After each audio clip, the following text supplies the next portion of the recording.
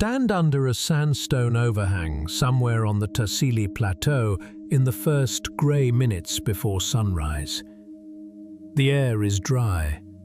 The cold of the night is still inside the rock. Beneath your feet, there is sand that has not been wet in 1,000 storms, and above your head there is stone the colour of old iron, polished on its outer skin by 10,000 years of dust and wind. You can feel the weight of the overhang without looking at it. It is the kind of weight that suggests the cliff has decided long ago that it will not move for anything you might do. It is quiet in the way only a desert is quiet. There is no insect noise. There is no leaf to rustle because there are no leaves. There is no water to drip. The wind, when it comes, does not whistle through grass. It slides over rock and sand and is gone. Now lift your eyes to the underside of the overhang. There are figures there. In the half-light you can see the outlines of cattle, painted in faded ochre, standing patiently in a herd that has been standing patiently in this exact place for between 5,000 and 7,000 years. Above them is the curve of a long-necked animal, head bent as if to drink. Beside them, smaller, the silhouette of a human figure with arms raised. And at the far edge, almost lost to the desert varnish that has crept across the stone, there are people drawn with their limbs bent and folded, as if they are floating, as if they are swimming. There is no water on this plateau anymore. There are no cattle here. There are no giraffes. There is nothing in this dry, scoured country that could possibly have inspired the painting of a swimmer. The nearest river worth the name is 2,000 kilometres away on a good day.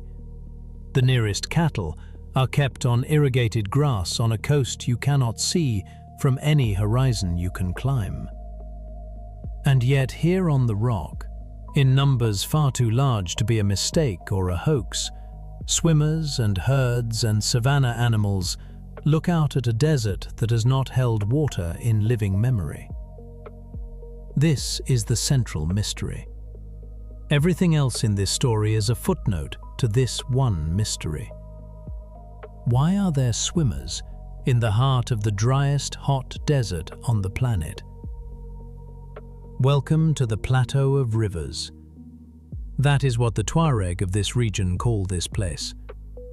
The local Berber name is Tassili Nager, and Tassili Nager translates in the most direct rendering as Plateau of Rivers. The name is on every map. It is written on the road sign at Janet and at Elizi, the two small towns that flank the massif. The name is older than any European set of feet that has crossed this country, and the name is, on the face of it, an absurdity. There are no rivers here. There are seasonal wadis that run for a few hours after a freak storm, perhaps once in a decade. There are a few cracks in the rock that hold pools of water for a few weeks after rain. There is nothing on this plateau that an outsider would honestly call a river.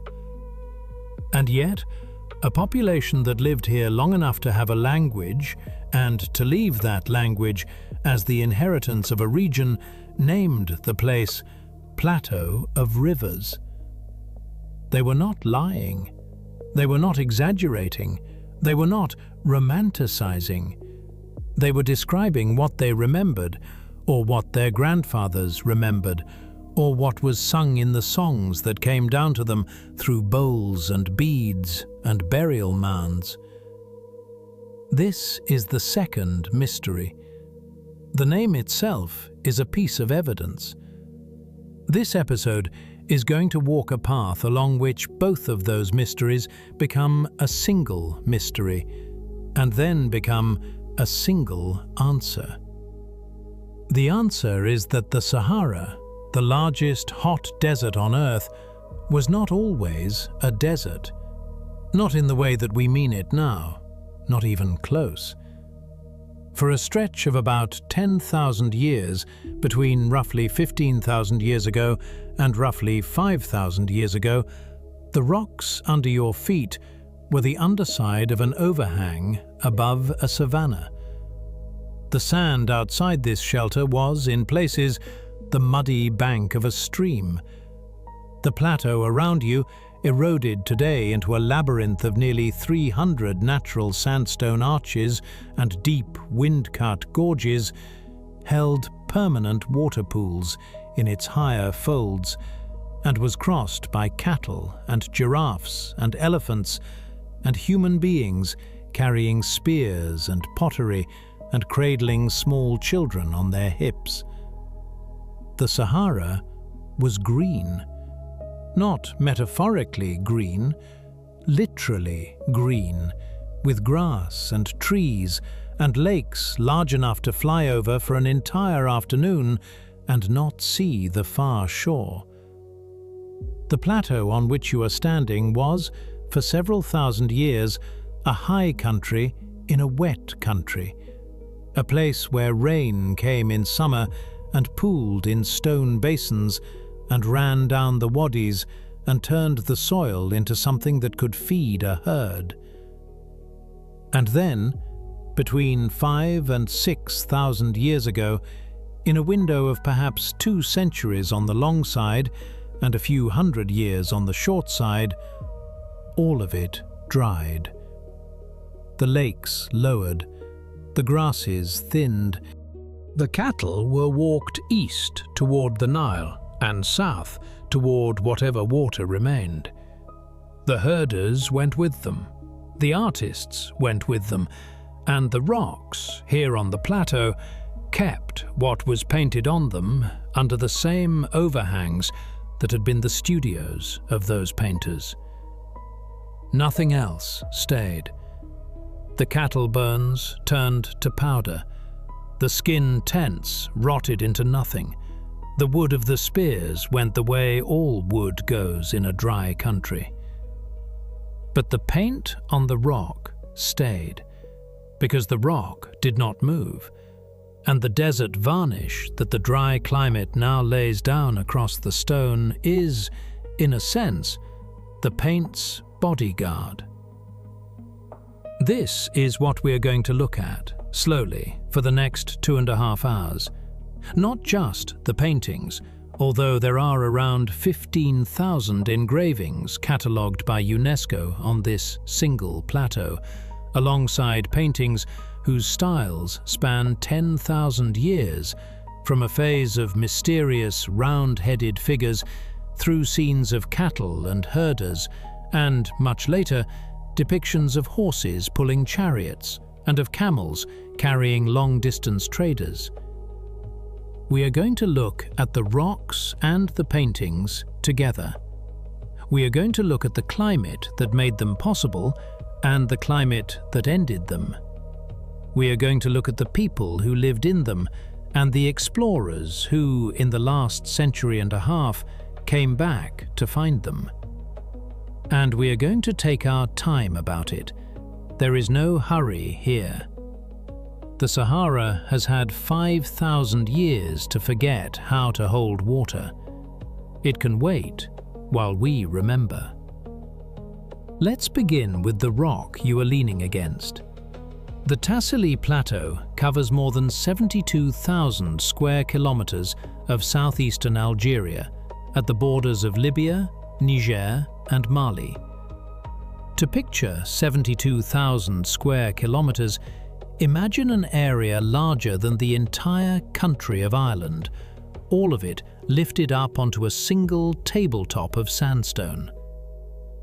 The highest point of this tabletop is a peak called Adra Afau, which rises to 2,158 meters.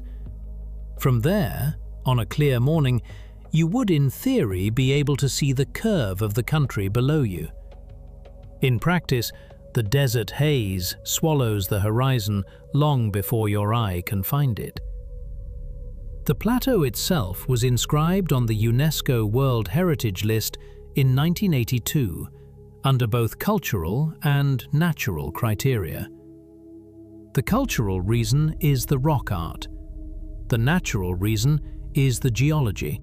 UNESCO's own description calls the eroded sandstone a panorama that resembles a strange lunar landscape with what they call rock forests of stone columns standing in their thousands across the surface of the plateau. If you have ever seen a photograph of Tassili that surprised you, that is what surprised you. The sense that the rock has weathered into something half organic, half architectural, as if a city of giants left it to be reclaimed. The sandstone itself is much, much older than the desert that erodes it. The bedrock here is part of the Tuareg Shield, a complex of accreted terrains that formed during the Neo-Proterozoic, between roughly 750 and 550 million years ago, when the supercontinent Gondwana was assembling itself out of the smaller land masses of the early Earth. The rocks under the cattle paintings are, in other words, among the oldest exposed surfaces on the planet. The herders of the Green Sahara were drawing their cows on stone that had already watched dinosaurs come and go. And much later, in the geological sense, between about 5.3 and 2.58 million years ago, during the Pliocene, volcanism in the Adrar region of southwestern Tassili layered down craters and cones and lava flows that helped armor the plateau against erosion. The basalt sat like a hard cap on the older sandstone, and where it cracked, the wind found those cracks and went to work, slowly carving out the gorges and arches that the modern visitor sees. Nearly 300 natural rock arches have been counted in the southeastern part of the plateau alone. Deep wadis cut down through the layers, and in the north, in the upper folds of the massif, a few permanent water pools called gueltas still hold water year-round, fed by mist and dew and the rare rains that the high stone collects. Those gueltas matter. We will return to them at the end of this story, because they are the last thread that connects this dry plateau to the wet world that produced its paintings. For now, hold on to the image of a few small pools of clean water, hidden in folds of stone 2,000 meters above sea level, and remember that the rest of the plateau, except for those pools, is bone dry. Now take a step away from the overhang and look out across the country. What you see is sand. Sand and stone and a sky too large for the size of the human eye. There is no green. There is no trickle of water along any wadi. There is no animal larger than the lizard that has just fixed you with its sideways glance. The horizon is the color of weak tea. The closest thing to a river out there is a dry channel where the wind has hollowed the sand into a long, lower groove, and even that, in this country, is called a wadi only by courtesy. If you walked east for 2 days from where you are standing, you would not find water. If you walked north for 3 days, you would not find water. If you walked south for 4 days, you might find a guelta if you knew exactly where it was. The Sahara is not unkind, it is just indifferent. The desert does not refuse you, it simply has nothing for you. There is no malice in it, there is no welcome. And yet, somewhere on the way to the place where you cannot walk further, you will pass another overhang. And under that overhang, on the underside of the rock, there will be more paintings. Cattle, giraffes, maybe an elephant, drawn in a careful, flat-sided profile that any modern child would recognize. Maybe a row of small human figures with bent limbs that look, to the unhurried eye, like swimmers.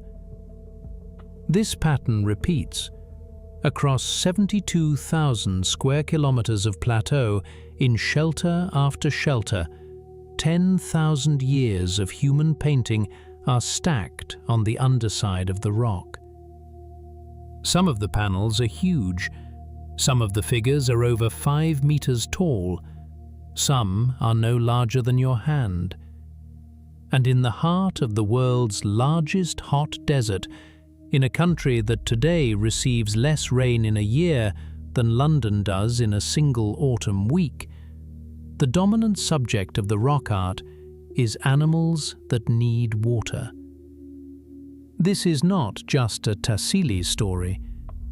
2,000 kilometers east of where you are standing, on a plateau called the Gilf Kebir on the Egyptian-Libyan border, there is a small rock shelter that the Hungarian explorer Laszlo Almazy crawled into in October of 1933 and named, on the basis of what he saw, the Cave of Swimmers. The Cave of Swimmers is exactly what it sounds like. There is a small group of human figures painted in a clear ochre across the inside wall of the cave, all of them drawn with their arms and legs bent in the universal posture of someone moving through water. There are also giraffes. There is a hippopotamus. The paintings have been dated to roughly 8,000 years before the present, and they sit today in one of the very driest portions of the entire Sahara. To reach the Cave of Swimmers from the nearest functioning road requires a four-wheel drive expedition of several days. There is no water near it. There is no living memory near it. There is only the cave and the rock, and the small figures painted on the rock, doing breaststroke through a dry red wall. This is the story we are about to walk into.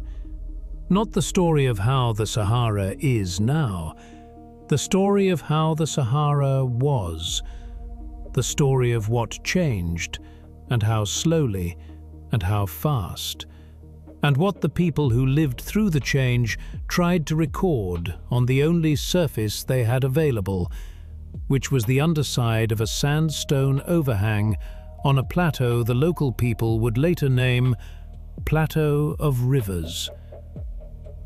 We are going to take this story patiently. We are going to take it in 10 chapters. We are going to start with the desert before the rain came back. We are going to follow the rain north into the heart of the country. We are going to fill the lakes and meet the animals and meet the people who painted them. We are going to watch the rains weaken and the lakes shrink and the people walk away. We are going to meet the explorers who crawled in here 100 years ago and were not believed when they said the desert had once held water. And we are going to stand back here, under this same overhang, at the end, when the night sky above the plateau is studded with the same stars that have been watching this place since long before the first hand picked up the first piece of red ochre. The paintings are still here. The cattle are still here on the rock. The giraffes are still here. The swimmers are still here. The water is gone, and the herds are gone, and the painters are gone, and the songs are gone. But the paintings, on a stone surface protected by its own slow chemistry, are still here. And we are going to walk the long way back. into a world where this overhang sat above moving water, and find the green Sahara nobody alive remembers. 20,000 years ago, the green Sahara nobody alive remembers was, as far as we can tell, even more impossible to imagine than it is today. This is the necessary first step in this story. To understand a green Sahara, we have to first stand inside the Sahara that came before it, because that earlier Sahara was not the Sahara of today either. It was something more extreme. It was the desert pressed into its smallest and harshest form by a planet that was passing through the deepest cold of the last ice age. The period geologists call the last glacial maximum centered on a window between roughly 26,000 and 19,000 years ago. During that window, ice sheets 2 and 3 kilometers thick lay across most of Canada and across northern Europe. So much water was locked up in those ice sheets that the world's oceans dropped by more than 100 meters. The continents were larger than they are now. England and France were a single piece of land. The shallow shelves around Indonesia were dry and forested. The Bering Strait was a wide grass plain. And in the parts of the world that did not have ice, almost everywhere was drier. This is the part that gets forgotten. We picture the Ice Age as a cold, white world. It was, in the high latitudes, a cold, white world. But across the tropics and the subtropics, where there was no ice, the dominant change was not cold. The dominant change was dryness. The cold of the high latitudes pulled moisture out of the atmosphere as ice. The monsoons faltered. The Atlantic moved less water onto Africa. The trade winds blew harder. And the Sahara, which had been alternately green and dry across the previous 500,000 years, settled into its harshest dry phase in a long time. So, walk back 20,000 years and stand on the same plateau on which you stood in the previous chapter. The overhang is there.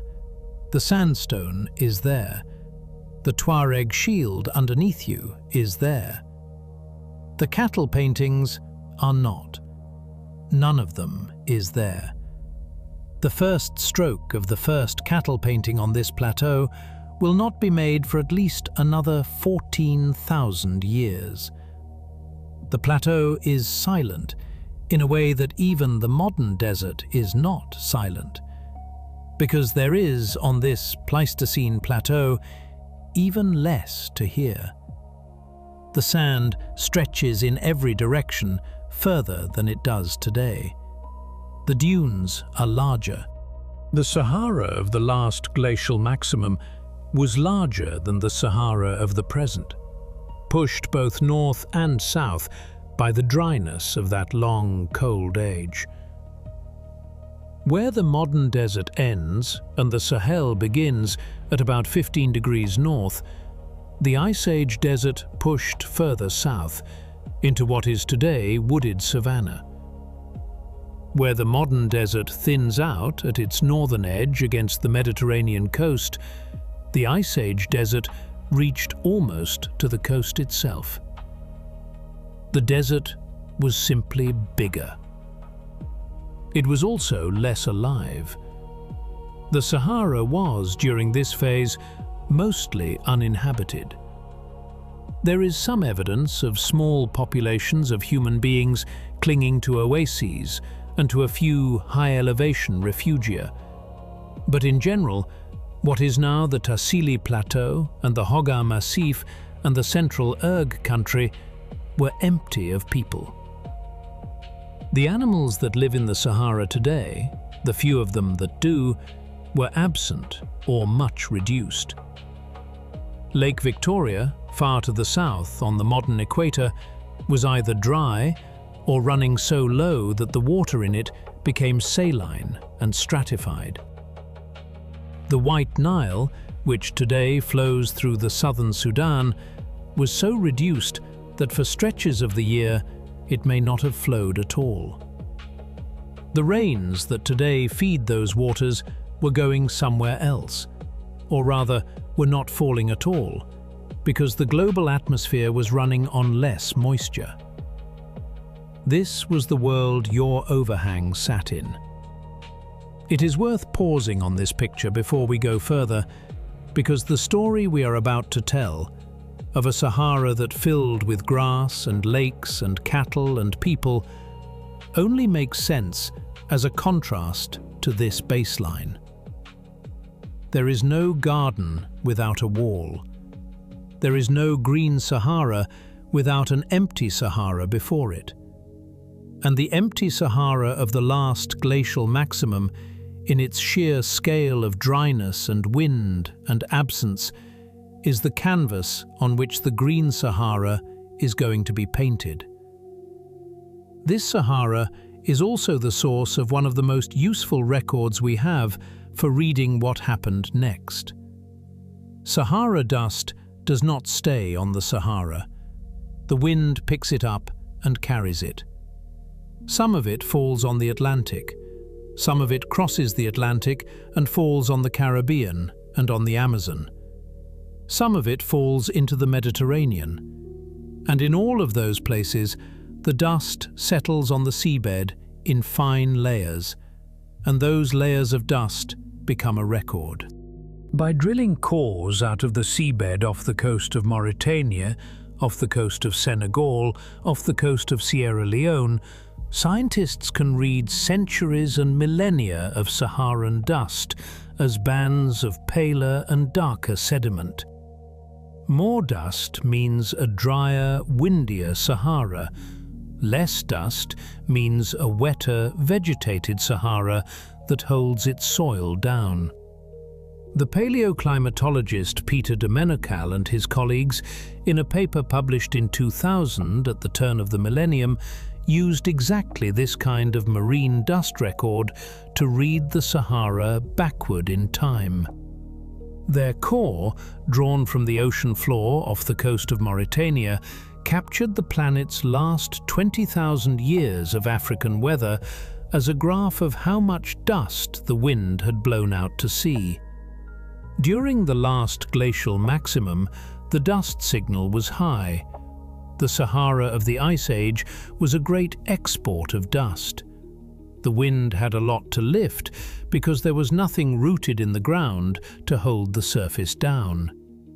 Then, beginning around 15,000 years ago, the dust signal in their core dropped sharply.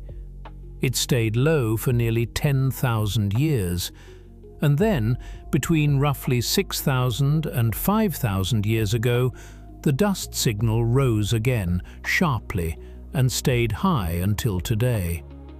That sudden drop, de Mennecal argued, marked the moment the Sahara turned green.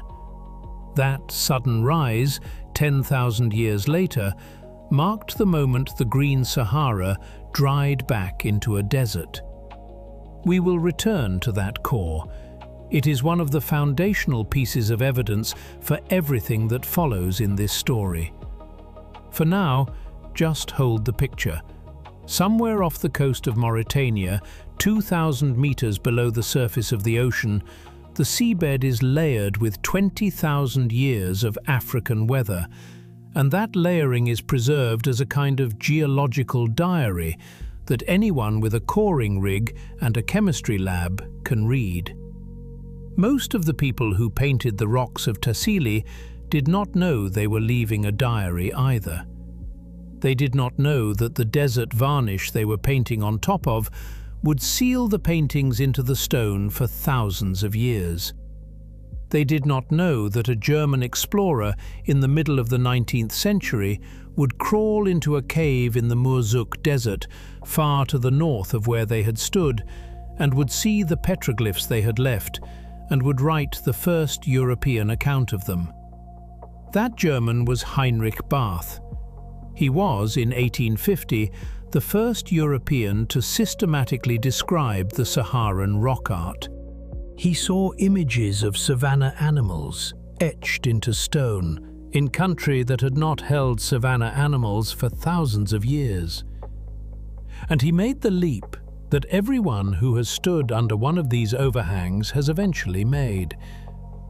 The desert had not always been a desert.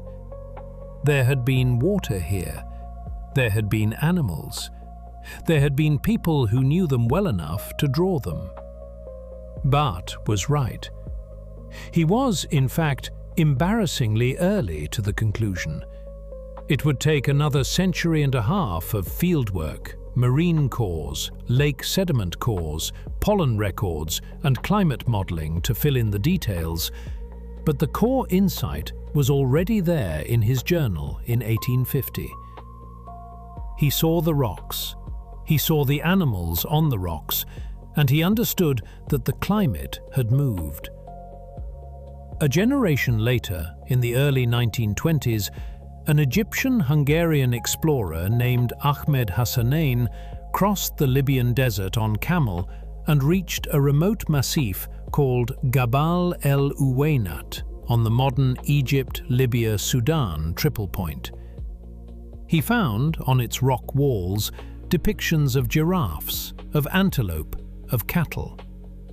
He saw nothing alive of those species anywhere on the surrounding plain. He published his account in 1923. The implication was the same as Barth's. The country he had crossed had once held savanna life. He had crossed the bones of a green Sahara that had been dry for so long even his guides had no folk memory of it. That green Sahara that Barth and Hassanein and a handful of other early explorers were trying to describe is the Sahara we are about to walk into. It is the wet phase that bracketed the dry one. It is the world that filled the empty Pleistocene Sahara with grass and lakes and people for 10,000 years and then drained back out of it. But to get there from where we are standing now, on the cold, dry plateau of the last glacial maximum, something has to change. It is not, in the first instance, the temperature. The temperature does start to climb at the end of the Ice Age, but the temperature change alone is not what greens the Sahara. It is not exactly the sea surface temperatures. The sea surface temperatures will matter, but they will not be the trigger. It is the orbit. The orientation of the Earth in space relative to the Sun has been moving the whole time we have been telling this story, on cycles longer than any human lifetime can directly observe. The axis of the Earth is tilted. The orbit of the Earth around the Sun is not a perfect circle. The point at which Earth comes closest to the Sun, called perihelion, drifts slowly through the year, taking about 23,000 years to make a full circuit. None of these motions are dramatic, none of them is fast. But over the course of 10,000 years, they add up to noticeable changes in how much sunlight falls on a given latitude in a given season. 15,000 years ago, in the period that geologists call the late Pleistocene, those slow orbital motions had reached a particular alignment. The point of perihelion was beginning to drift toward the northern hemisphere summer. The Earth was beginning to receive its closest dose of summer sunlight north of the equator. And the Sahara, which sits north of the equator, was beginning to receive in summer a few % more solar energy than it does today. This sounds small. It is small. A few % more sunlight in summer is the kind of difference no human standing on the plateau would have noticed in a single year or in a single decade. But the African monsoon is built on exactly this kind of energy gradient. The monsoon is a heat engine. It is driven by the difference in summer warmth between the land of North Africa and the cooler waters of the Atlantic to the south. When the land heats up faster than the sea, air rises over the land. When air rises, more air flows in to replace it. That replacement air comes off the Atlantic, carrying moisture. That moisture rains out over the African continent.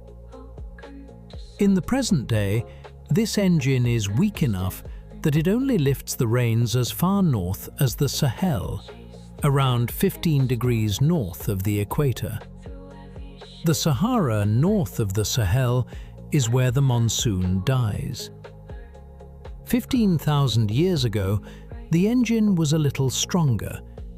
It would soon be a lot stronger. And then the orbit shifted, and the world began to turn. 14,500 years ago, almost simultaneously across northern and tropical Africa, something gave way in the atmosphere. But first, let's stay with that orbital nudge for one more minute, because the way it cascaded through the climate system is the engine of everything that follows. The orbital change was, by itself, modest. Between roughly 15 and 5,000 years ago, summer insolation in the Northern Hemisphere ran at least 4% higher than it runs today. At its peak, around 11 to 10,000 years ago, when the Earth was passing through perihelion at the time of the summer solstice, that figure climbed to about 8% higher. 8% more sunlight on a summer day is not a difference any human standing on the plateau would have remarked on. It is the kind of difference you would only see in records that average across decades and centuries. But climate is not a calm ocean. Climate is a system of feedbacks, and in a system of feedbacks, a small push at the right moment in the right direction can swing the whole machine into a new state. This is exactly what happened in North Africa 14,500 years ago. The push, again, was the orbital one. The Northern Hemisphere summer was getting a little hotter. The land of North Africa was responding by warming a little faster than the Atlantic Ocean to the south. That widening land-sea temperature gap strengthened the African monsoon. The monsoon began to push its rain band a little further north each summer than it had the summer before. The rain that had previously fallen over the Sahel began to fall a little further into the Sahara. Now the feedbacks kicked in. Feedback 1. The rain hit ground that had been baking in dust and sand for thousands of years. Some of that ground, especially around the margins of the great mountain massifs, still held seeds and rhizomes and the dry remnants of plants that had been able to wait. Those plants, given water, woke up. Where vegetation rooted, it changed the color of the surface. Bare sand reflects sunlight. A grass cover absorbs sunlight. Albedo, the technical word for surface reflectivity, dropped. More sunlight was absorbed by the ground. The ground warmed faster. The land-sea temperature gap widened further. The monsoon strengthened further. More rain fell and pushed even further north. Feedback 2. Vegetation also moved water. Grass and trees pull water from the soil through their roots and release it into the atmosphere through their leaves, a process called evapotranspiration. Where there was vegetation, there was more moisture in the air, and where there was more moisture in the air, there was more rain. This is part of why a forest is not just a place that gets rain, but a place that, in a sense, makes rain. Once a critical mass of grass and shrubland was rooted across the southern Sahara, it began generating its own rainfall feedback. Feedback 3. The dust. The Sahara, when it is dry and bare, exports vast quantities of fine dust into the atmosphere. That dust does not stay over the desert.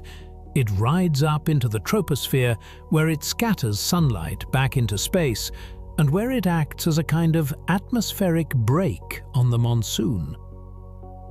When vegetation rerouted across the southern Sahara, the dust source thinned. Less dust meant more sunlight reaching the ground. More sunlight at the ground meant a stronger monsoon. The monsoon, in turn, brought more rain, which fed more vegetation, which suppressed more dust. This is what climate modelers call a non-linear feedback system. The orbital push was the trigger. The cascading vegetation, albedo, evapotranspiration, and dust feedbacks were the amplifier. And the amplifier turned out to be very loud indeed. Climate models that try to reconstruct this period suggest that the Sahara has more than one stable vegetation state. There is a dry Sahara state, in which the desert holds itself dry by exporting dust and reflecting sunlight. There is a wet Sahara state, in which vegetation holds the surface moist by darkening it, by recycling water, and by suppressing dust. The transition between these states is not a gradual slide. It is more like a switch. Once a threshold of insolation, of rainfall, of vegetation cover is crossed, the system flips into the other state, and it stays there until the orbital forcing reverses and tips it back the other way. 14,500 years ago, the switch flipped from dry to wet. It happened in the same window as the great warming pulse called the Bolling Alarod, when the Atlantic returned to a more vigorous circulation and warm water began once again to push north along the European coast. The two events were linked. The Atlantic was warming. The northern hemisphere was warming. The orbital tilt was favoring summer. The monsoon strengthened. The rains pushed north. The Sahara began to green. It did not happen everywhere at once. The wet conditions took perhaps 1,000 to 2,000 years to advance northward in the Sahara. The terrestrial system, the groundwater bodies and the slow soil processes took even longer to respond fully. But by 12,000 years ago, the green Sahara was real. By 10,000 years ago, it was at full strength. The rain that had been falling around 15 degrees north was now falling routinely up to 23 degrees north, the boundary that today marks the Sahel-Sahara line, and was reaching as far as 27 to 30 degrees north in West Africa, with values exceeding 400 millimeters a year, pushing well past the latitude of the modern Saharan core. For reference, a yearly rainfall of 400 millimeters is the threshold above which dryland farming becomes practical. It is roughly the rainfall of the wheat-growing parts of central Spain or of the high plains of Wyoming. It is the rainfall of grasslands and savanna. It is the rainfall of cattle country. The Sahara, for 10,000 years, was that kind of country. A second supporting cast also arrived. Recent paleoclimate work, including a paper by Rashid Chedadi and his colleagues, published in the Proceedings of the National Academy of Sciences in 2021, has argued that the early Holocene greening of the Sahara, especially in its northern reaches near the Mediterranean coast, required not only the strengthened summer monsoon coming up from the south, but also winter rainfall arriving from the north. In the wet phase, the storm tracks of the temperate latitudes pushed further south than they do now, and Mediterranean weather systems delivered winter rain into what is now the Maghreb and the northern Sahara. Two seasons of precipitation, summer monsoon from below, winter cyclones from above, met in the middle of the desert and turned it green from both ends. This is also why the Sahara has been green more than once. The orbital cycle that drove the African Humid Period is a recurring cycle. It runs on a roughly 23,000-year precessional rhythm.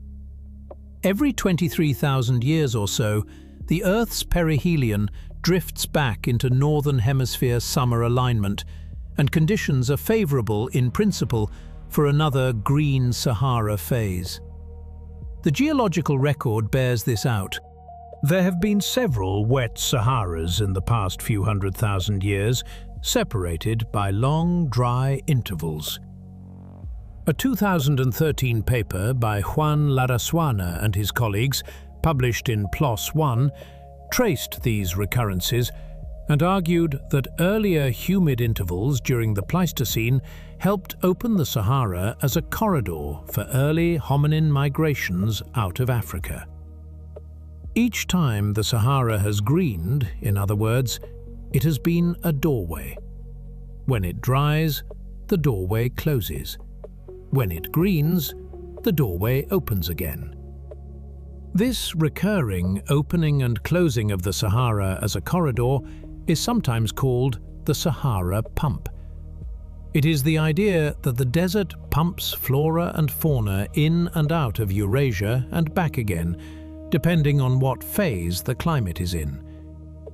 It is part of why the human story, the elephant story, the lion story, the giraffe story are not stories of a continent, but of a continent connected and disconnected from the rest of the old world on a slow planetary heartbeat.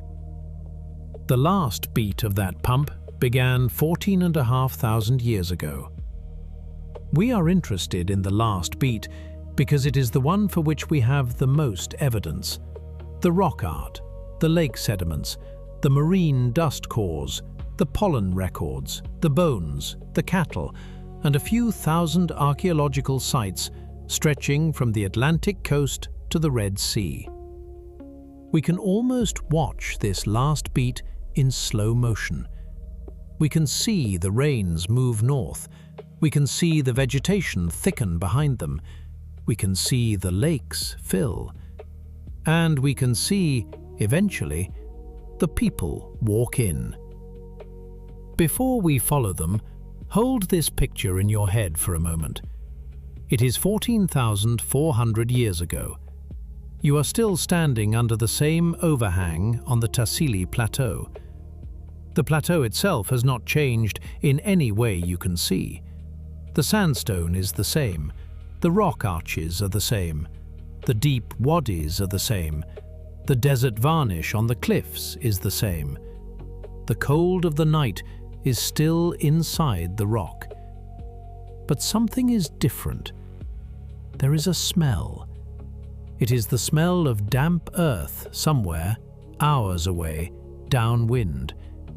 It is the smell of stone that has been wetted and then has dried, and then has been wetted again. It is the smell of the very first vegetation, the first blades of grass, the first low, woody shrubs trying to root in soil that has not held a root in 15,000 years. And somewhere out across the country, miles below the plateau, there is a soft sound. It is the sound of distant thunder. The kind of thunder that does not roll across a sky in a single break, but stays in one place.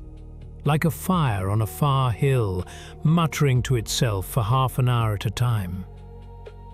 The rain is coming back. It does not come all at once.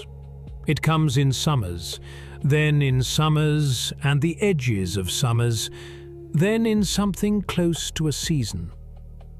The first storms drop their rain on hot, bare rock and watch it run off and disappear into the sand. But the rain keeps coming. Year after year, decade after decade, century after century, the orbit holds its alignment. The monsoon pushes north a little stronger every summer, and the rain that started as a curiosity becomes a pattern, and the pattern becomes a regime. On the plateau, on the underside of the same overhang where you have been standing, water begins to drip down through the cracks in the cliff above. It pools, it seeps, it evaporates, and it leaves, as it evaporates, a thin trace of mineral salts on the rock surface. That trace, repeated thousands of times, builds up the dark coating of desert varnish that the local climate now lays down across exposed sandstone. It is a small thing, but it is the first sign on the plateau of a wetter atmosphere. The first rain on rock that had not seen rain in a long, long time. In the heart of the central Sahara, at a place that today is a salt-encrusted depression and a wind-blown bone field of dust, the rain found a basin and stayed. The basin in question already existed. It had existed as a low bowl in the African continent for tens of millions of years. It is the Chad Basin, a vast structural depression that sits at the geographic center of North Africa and into which most of the rivers of the south-central Sahara naturally drain. Today, in that depression, sits a remnant called Lake Chad, which has shrunk and grown several times over the last century, and which currently covers something like 1,400 square kilometers on a good year. Lake Chad today is a small body of water by the standards of African lakes. You could walk across it in an afternoon, in places, when the rains fail. It was not always this way. During the African Humid Period, when the rains pushed north and the basin filled, Lake Chad swelled to about 330,000 square kilometers. That is roughly 10 times its present size. At its peak, it may have covered as much as 8% of the area of the present-day Sahara Desert. It is sometimes called Megalake Chad or Lake Megachad, because at its full extent it was, simply, the largest lake on Earth at that time. Larger than the Caspian Sea today. Larger than Lake Superior. Larger than every other freshwater body in the world. Let that picture sit for a moment. The largest lake in the world, in the middle of what is now the Sahara Desert. The dimensions, as currently reconstructed, ran about 1,000 kilometers in north-south extent and 600 kilometers in east-west extent. From the latitude of modern Niamey to the latitude of modern Agadir, that whole strip held water. The lake covered the Bodele Depression, a low basin that today is the windiest, dustiest, driest piece of country in the entire Sahara, and it covered country far north of the Bodele as well. It was big enough, climate models suggest, to alter the local climate around it. Rainfall over the center of the lake was probably reduced compared to the surrounding land, while rainfall around the lake's margins was enhanced. The lake had its own weather. It was fed from many directions. From the north, rivers drained the Hoggar and Tibesti mountains, carrying runoff from the high country down into the basin through what geologists now reconstruct from satellite imagery as the Tassili drainage system. The Tibesti, which today is one of the highest and driest massifs of the central Sahara, was, during the humid period, a wet upland, whose rivers cut deep gorges and built alluvial fans where they reached the basin floor. From the east, the eastern paleo rivers drained the Annedi Plateau in what is now eastern Chad. From the south, the Chari and Logone rivers brought water down from the Adamawa Plateau in what is now Cameroon, and the Komadougou river system drained the Lake Chad Basin's southwestern quadrant. The Chari was, then as now, the dominant tributary, but the difference was that all those other rivers were also flowing. Megalake Chad, in other words, was the central drain of a vast green hydrological network. It was not the only such body of water. Across the wider Sahara, dozens of smaller paleo lakes filled. Some of them, on the southern margin, repeatedly filled and emptied between 10,000 and 6,000 years ago, recording each cycle in their sediment as bands of organic-rich mud and pale carbonate. Some of them held water year-round. Others were seasonal, a wet summer flooding into a dry autumn and back again.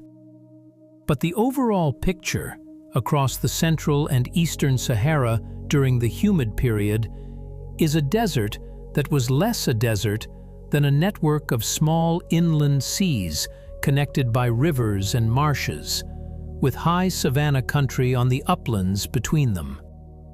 Further east, in what is now northern Darfur in Sudan, satellite radar surveys in 2007, led by Iman Ghonim and her colleagues, mapped a buried megalake of about 30,750 square kilometers beneath the surface sand, named provisionally Lake Ptolemy.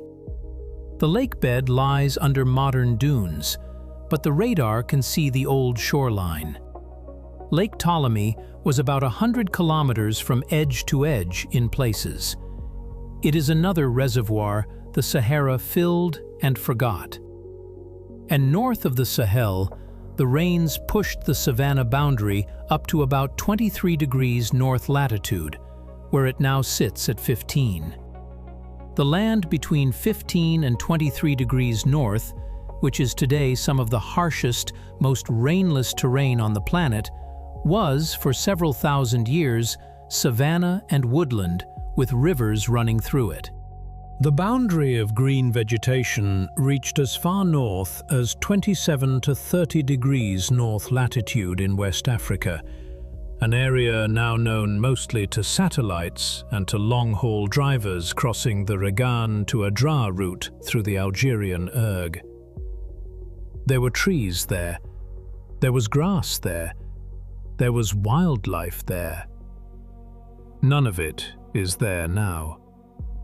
This is the Sahara on which our story is set. Not a continuous savanna, not a continuous forest, not anything that resembles a single biome. A patchwork. Lakes and rivers and seasonal wetlands separated by uplands of grass and shrub and acacia woodland. A landscape with no modern analogue. Modern climate models often struggle to reproduce it. The land cover that the Green Sahara had does not match any combination of land covers in the present-day world. It was, for 10,000 years, its own thing. The water itself was not constant. Two big dry pulses interrupted the wet phase. The first was the Younger Dryas, a sharp cold spell between about 12,900 and 11,700 years ago, which weakened the African monsoon for over a millennium and pushed the green back south for a while. The second was the 8.2 kiloyear event, a shorter pulse around 8,200 years ago that briefly chilled the North Atlantic and weakened the monsoon again. After each of these dry pulses, the rains returned and the green pushed north once more. By 6,000 years ago, the Sahara was wet again, and was wet enough to support what would become the most populous human occupation of the desert in the entire history of the desert. Now stand for a moment back on the Tassili Plateau in this fully wet phase. Look out from under the overhang. The country has changed in ways the rocks did not record, but the soil and the bones inside the bones did record. Where the dunes used to lie, there are now broad, grassy basins. The grass is tall. It is not the tall grass of the modern East African savanna. It is shorter and tougher, but it is grass. Where the grass thins, there are stands of shrubby acacia and tamarisk. Where the wadis run, there is now actually water in them, in the season, sometimes year-round in the deeper pools. The plateau itself, which had been an island of stone in a sea of sand, is now an island of stone in a green sea, a high country surrounded by lower country that is genuinely habitable. The rocks of the plateau still hold the rain that does fall. The same gueltas that today, in much reduced form, persist as rare permanent pools were then full and overflowing. Streams ran down through the wadis off the plateau and joined larger streams below, which fed into local marshes and ultimately, eventually, into the Niger River system, or, depending on where exactly on the plateau, into a tributary of Megalake Chad. The plateau of rivers had rivers. Tassili Niger was the literal description, not a metaphor. It is hard to overstate how strange this is to picture, standing inside the modern Sahara. The numbers are a help. During the African Humid Period, Saharan rainfall reached 300 to 400 millimeters per year, with values exceeding 400 millimeters, pushing as far north as 19 to 21 degrees latitude.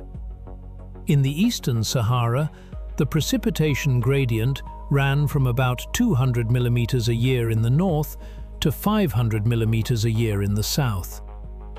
Even the driest reaches of the eastern Sahara may have received 20 times more rain than they do now. 20 times more rain. That is not a marginal change. That is the difference between a country that supports cattle and a country that does not. It is the difference between an open grass savanna and a sand sea. It is, very nearly, the difference between Italy and the modern Central Sahara, with all the implications for vegetation, wildlife, soils, and human habitability that difference carries. It also matters where the rain came from. We sometimes imagine the African monsoon as the only source. It was not. As Chedadi and his colleagues argued in their 2021 paper, the northern reaches of the Green Sahara received not only the strengthened summer monsoon coming up from the equator, but also winter rainfall arriving from the north as Mediterranean storm systems pushed further south during the warm phase of the Holocene. There was, in short, a two-front rainfall regime: summer rains from below, winter rains from above. They met in the middle, and the desert turned green from both ends. This combination is part of why the Green Sahara was so robust. A single seasonal rainfall pattern can fail. Two complementary rainfall regimes, summer and winter, are harder to fail at the same time. As long as both ends were active, the middle stayed green. This is also why the Green Sahara, when it eventually ended unevenly. We will come back to this. The end of the wet phase did not happen everywhere at the same moment, because not every part of the wet Sahara was being fed by the same atmosphere. The northern margin, fed by Mediterranean cyclones, dried on a different schedule than the southern margin, fed by the monsoon. We will return to the unevenness when we walk through the termination in Chapter 8. For now, just hold this picture. A Sahara fed from both sides, holding water in lakes the size of small countries, with a savanna belt thick enough to support large herds of grazers and a long arc of human settlement strung along the margins of the lakes and along the foothills of the mountains. Walk back in your imagination to the same overhang. Step out from under the rock and look down off the plateau.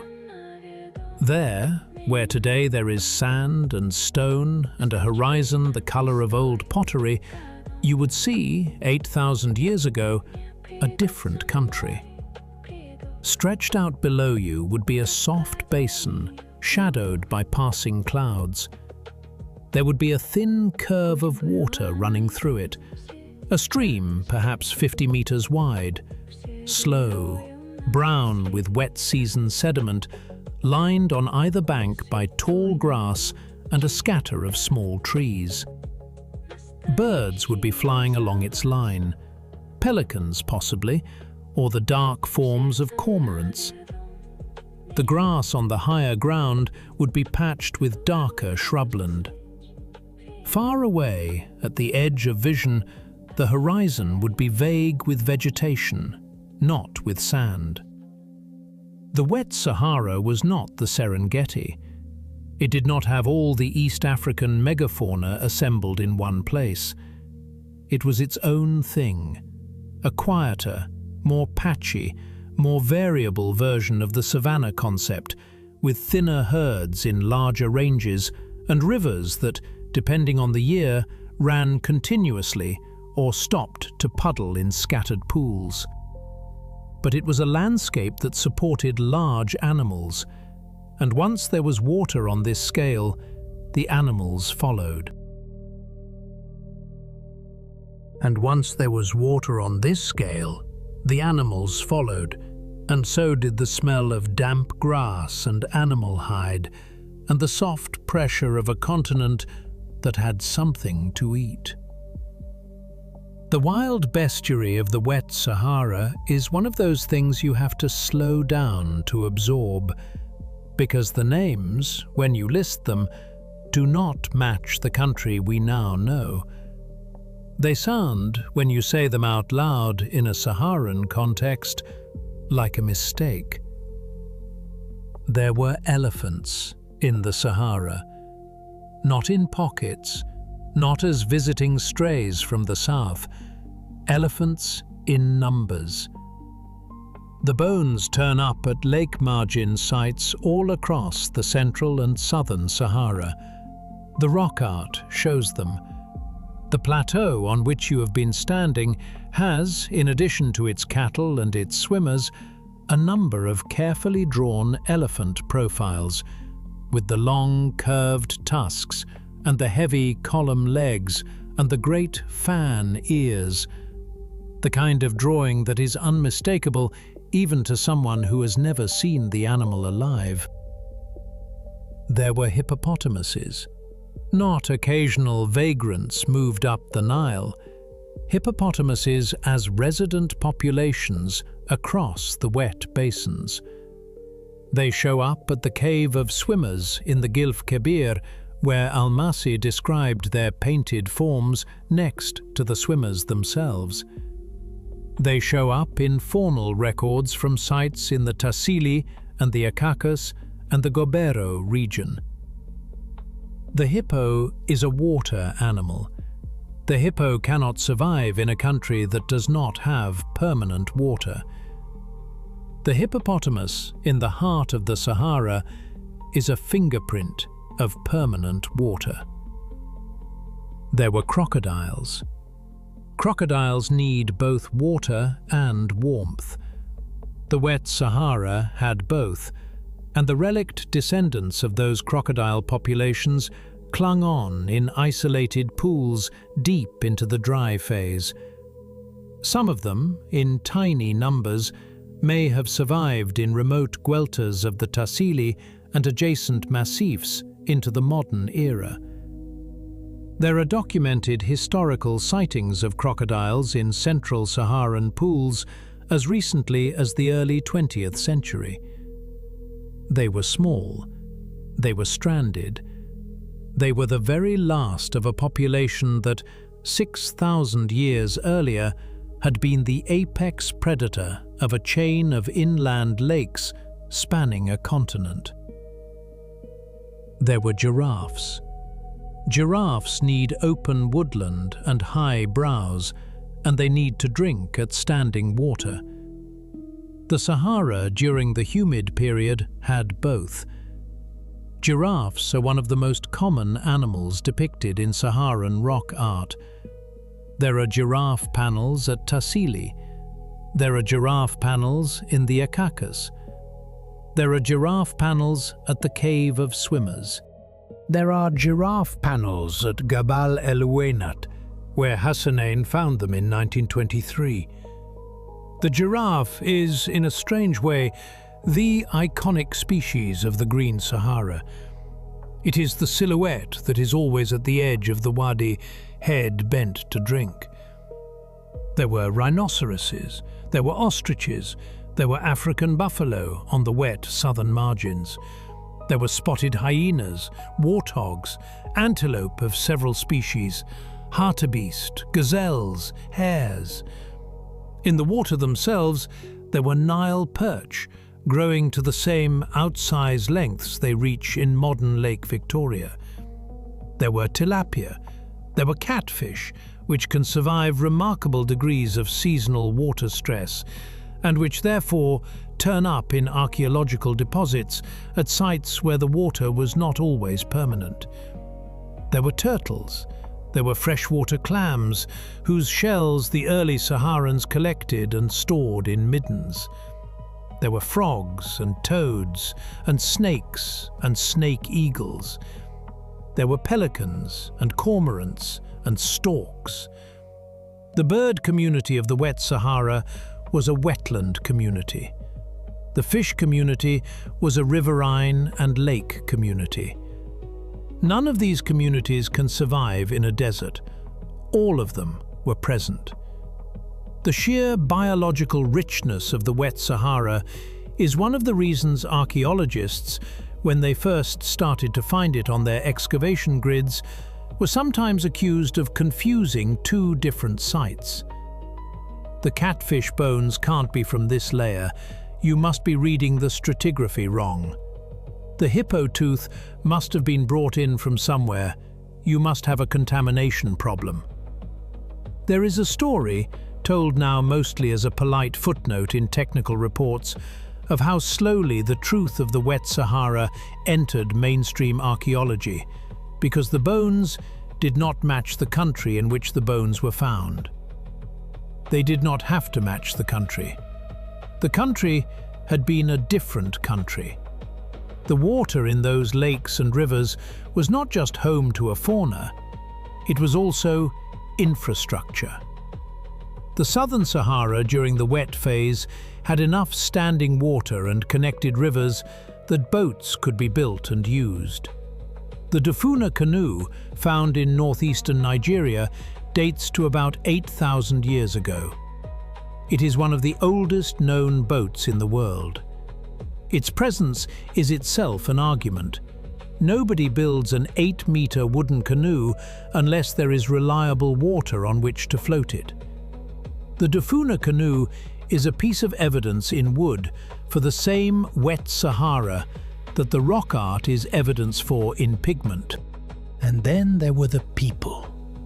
The people are the part of this story that does the most work because they're the source of the rock art, of the cattle bones, of the cemeteries, of the pottery, of everything that makes the wet Sahara a human story rather than a purely climatological one. The people came back into the Sahara after the rains came back. They came in waves. The first waves were hunter-gatherers and fishers. The later waves were pastoralists. The exact path of their return is still debated. They may have come from the north, from the Capsian heartland in what is now Tunisia and eastern Algeria. They may have come from the south, from the sub-Saharan grasslands. They may have come from the east, from the Nile Valley. They probably came from all three directions at once, and they probably mixed when they met. The rapid increase in the human population of the Sahara during the African Humid Period has been reconstructed from the radiocarbon-dated archaeological record. The trajectory shows a sharp rise from low levels at the start of the wet phase, a brief decline between roughly 7,600 and 6,700 years ago, and then another rise toward what was probably the peak of human occupation in the Sahara. After that peak, the trajectory turns downward, and the downward trend is something we will return to later. The most studied site of the early wet Sahara human population is at a place called Gobero in the Tenere Desert of Niger. Gobero was found in 2000 by a paleontology expedition led by Paul Sereno of the University of Chicago. The expedition was looking for dinosaurs. They were finding dinosaurs, and then, in passing, they began to find human bones eroding out of the surface of an ancient lake bed. Lots of human bones, hundreds of them. The dinosaur paleontologists found themselves accidentally on top of the largest known prehistoric cemetery in the Sahara. Gobero has produced about 200 skeletons. It spans two distinct prehistoric cultures. The earlier one, called Kifian, lived between roughly 8,000 and 6,000 BCE on the shore of an early Holocene lake that has since dried out completely. The Kifians were tall, robust people, their bones more substantial than those of any modern population in the same region. They were skilled hunters.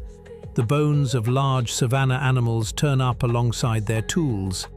They lived on the shore of a lake, whose outline is still visible in satellite imagery, as a faint bone-colored curve in the modern dune sea. Then, between roughly 6,000 and 4,700 BCE, Gobero was abandoned. The lake dried, or shrank below the level at which it could support a settlement. Whatever else happened in those centuries, the cemetery received no new burials. There is, in the Gobero record, a 1,500-year gap. Then people returned. The second culture, called Tenerian, occupied Gobero between about 4,700 and 3,000 BCE.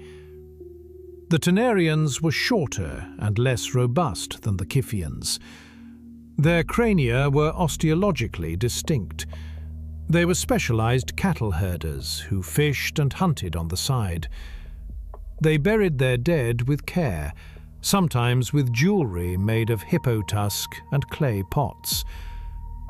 We will return to them in the next chapter, because they are the people who made the rock art. For now, hold on to two pieces of the picture. First, the human population of the wet Sahara was not a continuous occupation. It was punctuated. People came in, lived for centuries, were forced out by a dry pulse, came back, lived again, were forced out again. The Younger Dryas, between roughly 12,900 and 11,700 years ago, was one such forcing. The 8.2 kilo-year event was another. The smaller dry pulse around 7,000 years ago that emptied Gobero for 15 centuries was another. Each time, the desert briefly reasserted itself. The lakes shrank, the streams stopped flowing, and the people walked away. Each time, when the rains returned, they came back. Second, the Sahara during the wet phase was a country in which a person born by a lakeshore could grow up, marry, raise children, and die without ever leaving the basin. There were enough resources to support generations. There were grain stores, there were ceramic vessels, there were tools polished and reworked across centuries. There were jewelry pieces traded over long distances. There were art traditions that you can still recognize in panels 200 kilometers apart. The wet Sahara was, in short, populous and culturally connected. It was the kind of place where a hairstyle worn at one site shows up, in stylized form, on a rock face 2 valleys over. This is hard to imagine standing inside the modern Sahara. The modern Sahara is a place where, with very few exceptions, no one lives. The settled population of the Central Sahara today, away from the oases, is essentially zero. The transhumant population is small and embattled.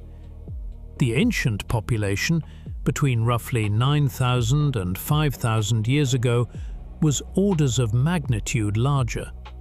It was a green country. It had cattle. It had crocodiles in its rivers. It had hippopotamuses in its pools. It had giraffes drinking from its wadi puddles in the morning light. It had elephants on its grass plains, ostriches running across its open country, perch and tilapia in its lakes. It had children swimming in its waters and adults catching its fish. It had songs sung over its herds and burials laid in its sandy ground. It had a population large enough that the marks they left behind, in pottery sherds and grinding stones and rock paintings, are still being mapped today, 6,000 years after the rains failed. And at some point in this long human chapter, somewhere on the Tassili Plateau, on the underside of a sandstone overhang, exactly like the one we have been imagining, a hand pressed itself against the rock for the first time. The fingers were curled around a small lump of red ochre. The artist had something they wanted to record. There was a herd. There was a woman walking behind it. There was, perhaps, a husband and a child somewhere out of frame. The first stroke went onto the stone in a confident, practiced curve. The cattle of the wet Sahara had spent generations being herded, milked, slaughtered, and grieved over. They had been loved. They had been counted. They had been a measure of family wealth and family identity for as long as anyone in this country could remember. And then they began to paint. Look up at the underside of a sandstone overhang on the Tassili Plateau, almost anywhere on the plateau, and you are looking at a calendar. To understand what was painted, we first need to understand the order in which it was painted, because the order is the calendar. The sequence of styles on the rocks is not a simple matter of the older paintings being lower and the newer paintings being higher. The artists, generation after generation, returned to the same overhangs. They painted on top of older paintings. They painted around older paintings. They painted in styles that were sometimes radically different from the styles of their grandparents. And by reading the layering, the superposition of one figure over another, the chemistry of the pigments, and the changing inventory of animals depicted, archaeologists have, over the last 50 years, worked out a rough order. The order is, in its simplest form, 4 broad phases. There is an archaic or bubaline phase, attributed to early hunter-gatherer populations and dominated by carefully etched outlines of large wild animals, especially a long-horned ancient buffalo of North Africa, now extinct, that gave the phase its name. The etchings are mostly engravings rather than paintings, and they show animals in profile, often life-size, with a naturalism that suggests an artist who had been close to the live subject many times. There is a roundhead phase, dated to roughly 9,500 to 7,000 years ago, in which paintings rather than engravings dominate.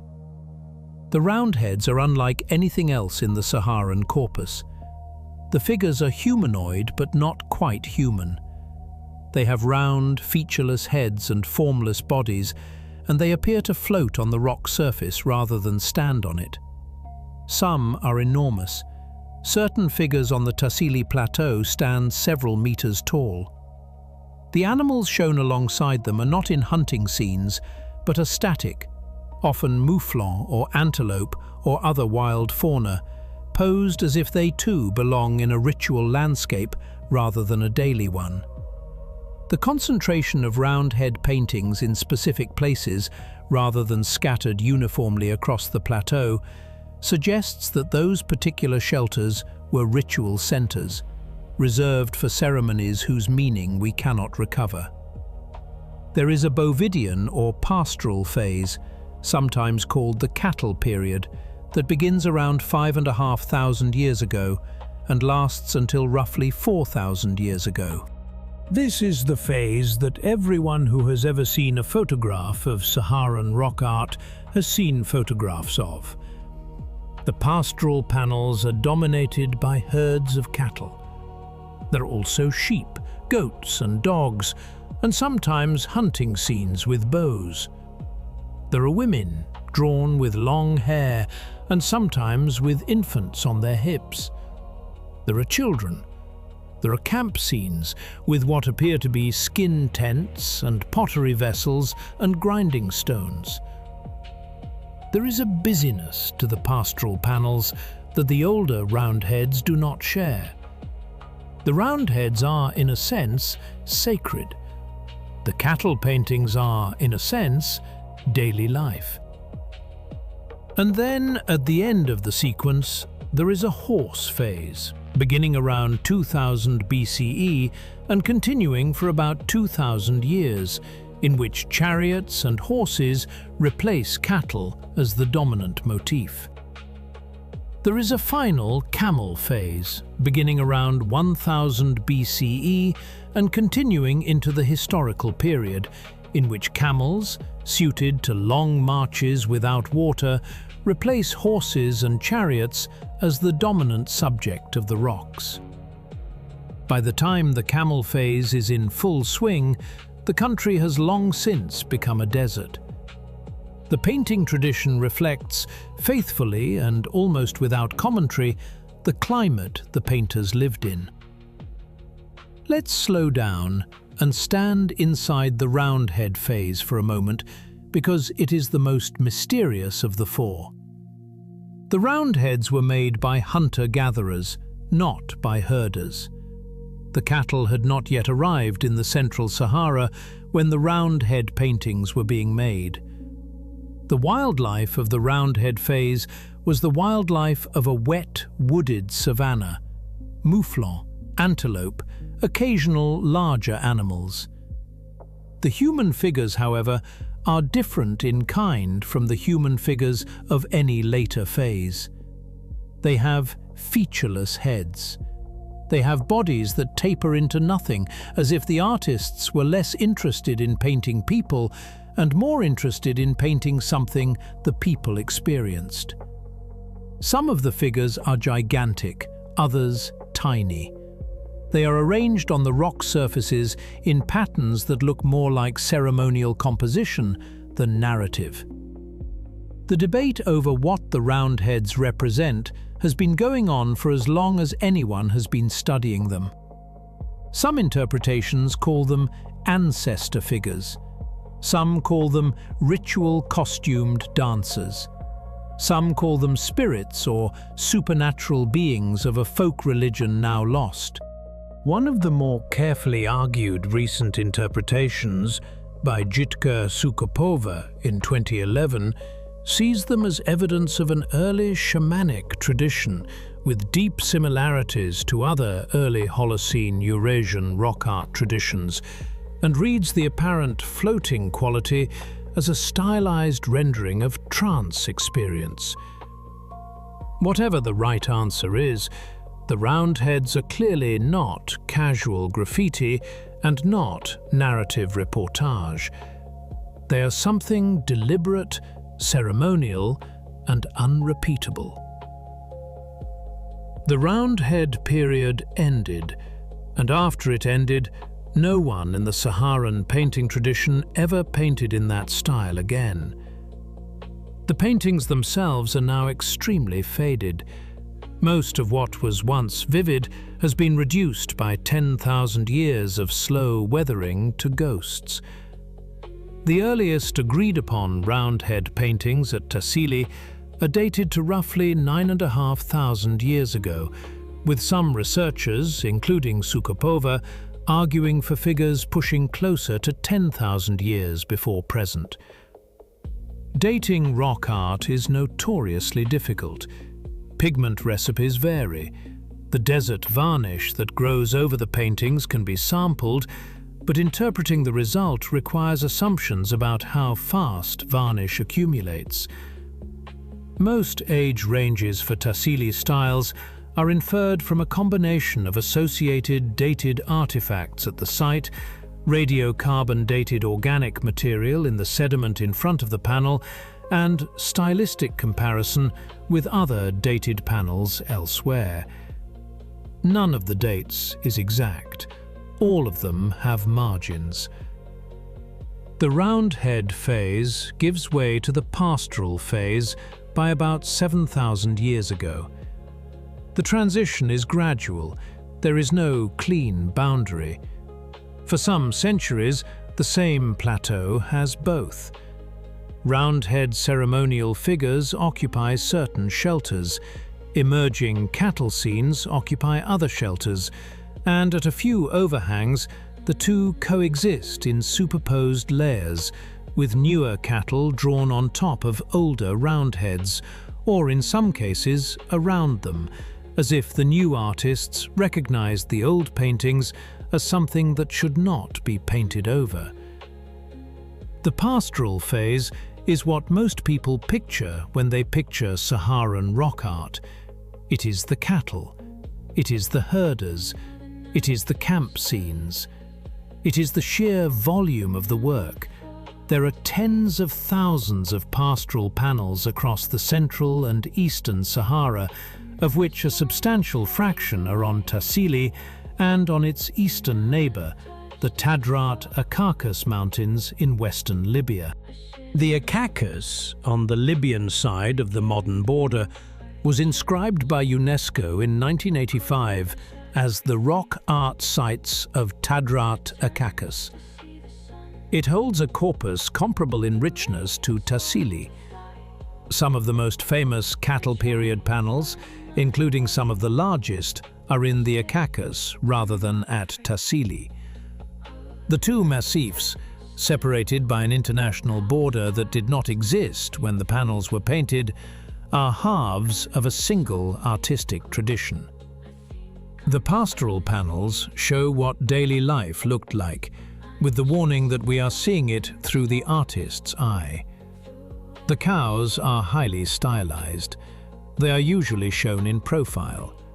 The horns are exaggerated, sometimes long and curving forward, sometimes lyre-shaped. The bodies are often filled with patterns of dots or stripes that may indicate hide color, may indicate ownership marks, or may be purely decorative. There are bulls and there are cows. There are sometimes calves shown at the udder. The herd, as a unit, is presented with great care. It is clearly the central economic and emotional concern of the painters. Around the cattle, there are people. The herders are usually shown smaller than the cattle. They carry sticks. They sometimes have bows. They are sometimes shown driving the herd, sometimes milking, sometimes simply standing among it. The women are recognizable by their long hair and sometimes by short skirts or aprons. Children appear, especially small ones carried on the hip. There are hunting scenes too, with men shown drawing bows on antelope or other wild game, but the dominant scene is pastoral, not hunting. The wild animals, when they appear at the edges of the panels, peripheral to the main subject of the herd. There is also stratification visible in these panels. There are scenes with apparent leaders, larger figures than the others, surrounded by smaller figures. There are scenes that look like camp meetings or assemblies. There are weapons, especially bows, drawn alongside or in the hands of certain figures. The wider zooarchaeological record from sites like Takakori in the Akakos and the cattle burials reported by Savino di Levnia and his colleagues confirm that these were not egalitarian forager bands, but settled, hierarchical pastoralist societies in which herd ownership marked social standing. Not every animal on a pastoral panel is domestic. Giraffe figures continue to appear. Elephants appear. Ostriches appear. Even the occasional swimmer figure, in postures similar to those of the Cave of Swimmers in Egypt, occasionally turns up at Tassili and at neighboring sites.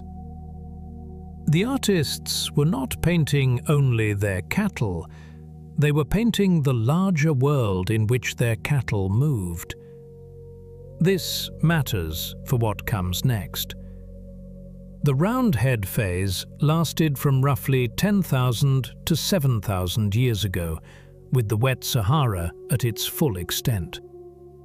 The pastoral phase lasted from roughly 7,000 to 4,000 years ago, with the wet Sahara already past its peak. The cattle were arriving in the Sahara at the same moment that the rains were beginning, on a long and uneven schedule to weaken.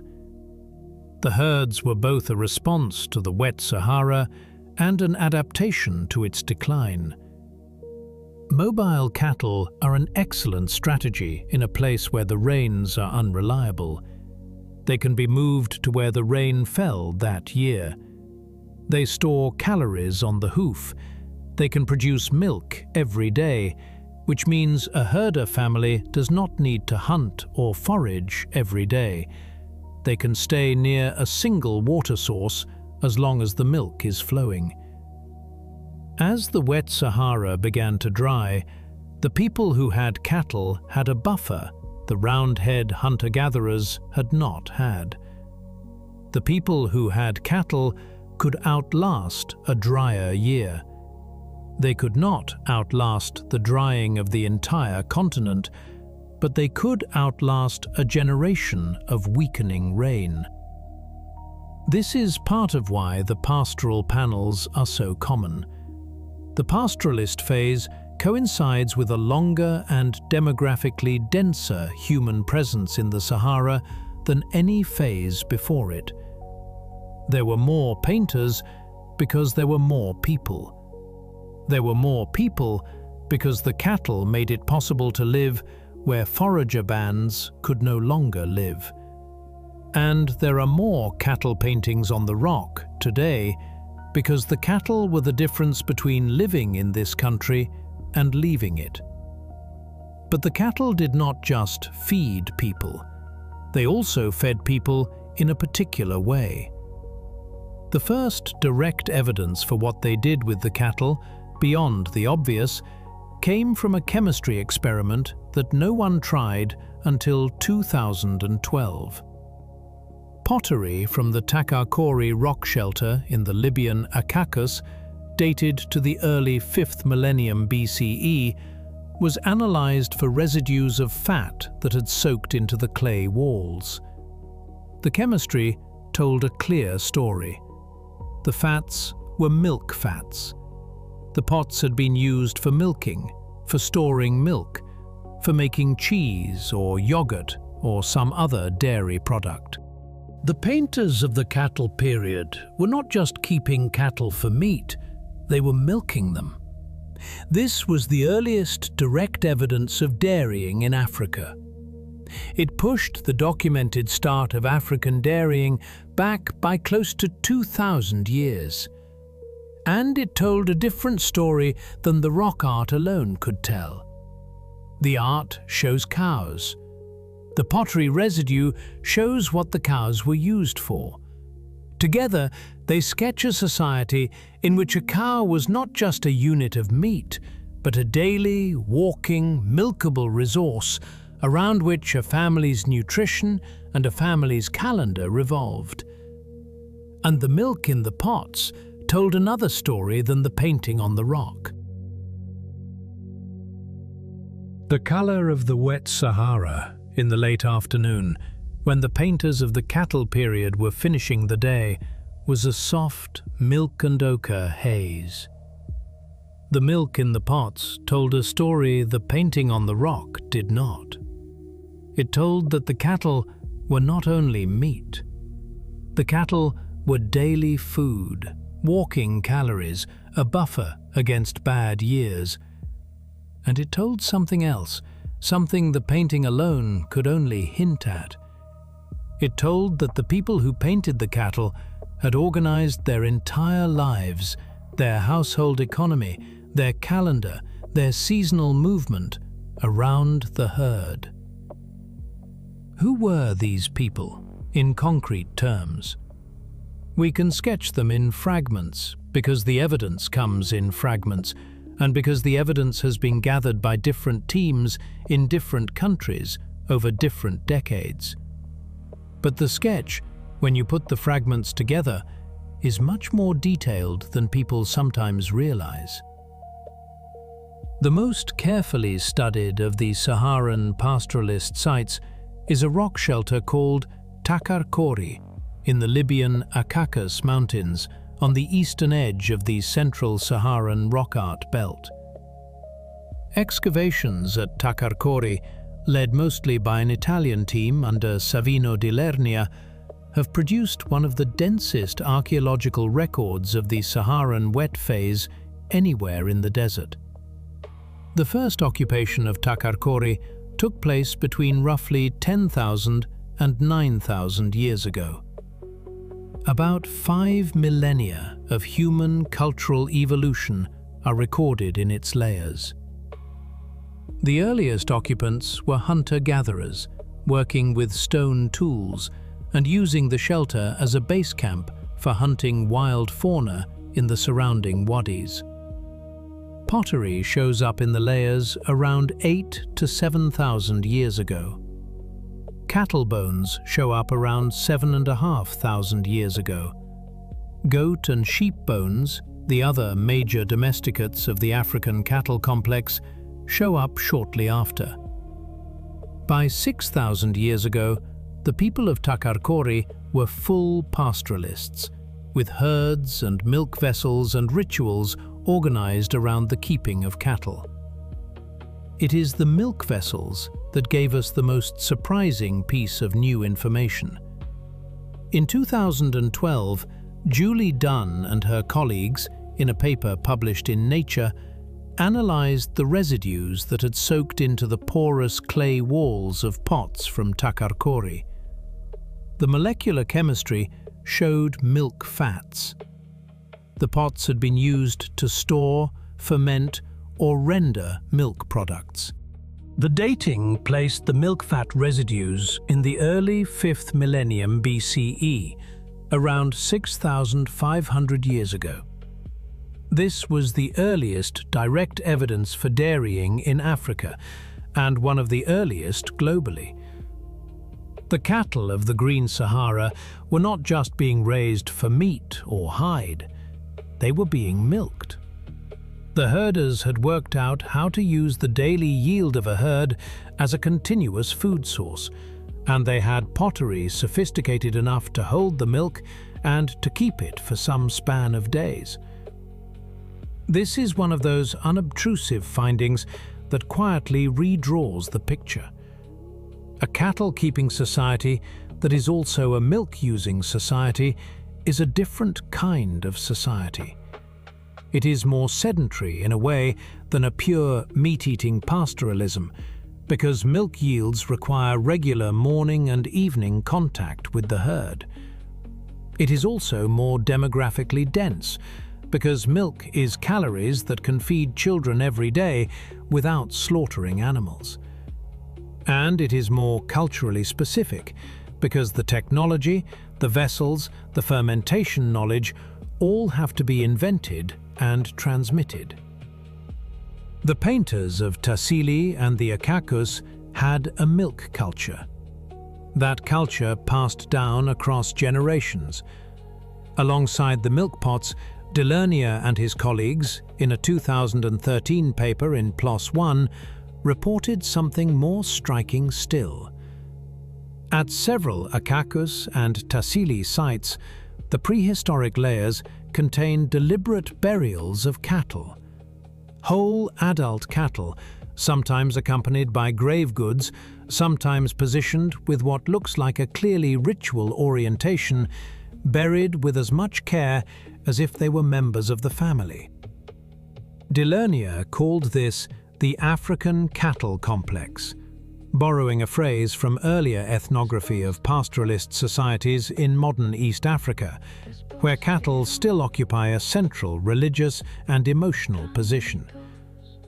The wet Sahara, several thousand years ago, was a place where a cow could be buried with grave goods. The cattle were not livestock in the cold, modern sense. They were partners. Who were these herders in terms of their broader population history? Two cultures dominate the central Saharan record of the late wet phase. The earlier was the Kifian, named for the Kifi region of Niger and known mostly from Gobero in the Tenere Desert. The Kifians were tall, robust hunter-fishers who lived between roughly 8,000 and 6,000 BCE on the shores of an early Holocene paleolake. They were skilled hunters. Bones of large savanna animals turn up in their refuse mounds. Their skeletons, when measured, suggest a population that had deep roots in the broader North African late Pleistocene record. They were, on the available evidence, a population that had survived the cold, dry, late Pleistocene by clinging to the wetter margins of the continent, and that, when the rains returned, walked back into the central Sahara to find lakes ready to receive them. The later culture was the Tenerian, named for the Tenere Desert, who appear at Gobero and elsewhere between roughly 5,000 and 2,500 BCE. The Tenerians were specialized cattle herders. They were considerably shorter and less robust than the Kifians who preceded them. Their crania were osteologically distinct, more similar to Mediterranean populations than to the earlier Saharan record. They fished and hunted on the side, but the herd was their economic core. They buried their dead with care, with grave goods including jewelry made of hippo tusk and clay pots. The Tenerian burial practices give us perhaps our most intimate glimpse of the wet Sahara as a human society. At Gobero, archaeologists found a triple grave dated to about 5,300 years ago. In it lay an adult woman and two children, aged around 5 and 8 years old, embracing one another. Pollen residue around the bodies indicates that they had been buried on a bed of flowers. There is no sign of trauma on any of the three skeletons.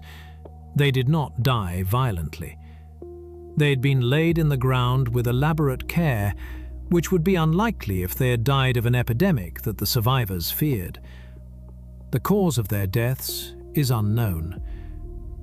They lie in the ground, 6,000 years on, with their arms still around each other, on a faint trace of pollen that was once a soft floor of petals. This is the kind of detail that makes the wet Sahara real. There is a temptation, when reading about a vanished landscape, to picture it as an abstraction, an ecological and climatological case study with statistics and feedback diagrams attached. But the people who lived in this country buried each other in flowers. They held the children of their dead in the arms of the dead, and they put them in the ground with care, and they left after them the kind of grave you can stand near today and feel something close to grief for, despite the 6,000 intervening years.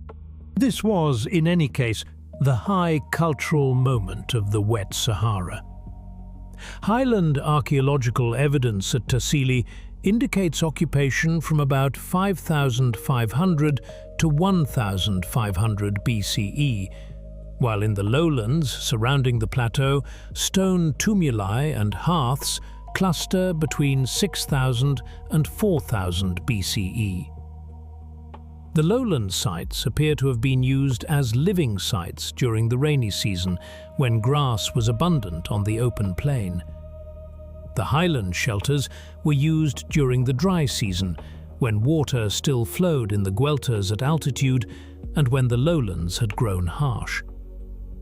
The pattern is one of transhumance, a back and forth between two zones across the year, with the painters using the highland shelters as much for ritual as for habitation. The walls of these shelters are strewn with Neolithic artifacts, ceramic potsherds and lithic arrowheads, bowls and grinding stones, beads and jewelry.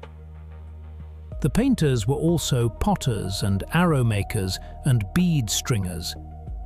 The sites are layered. The longer the occupation lasted, the more layered they became.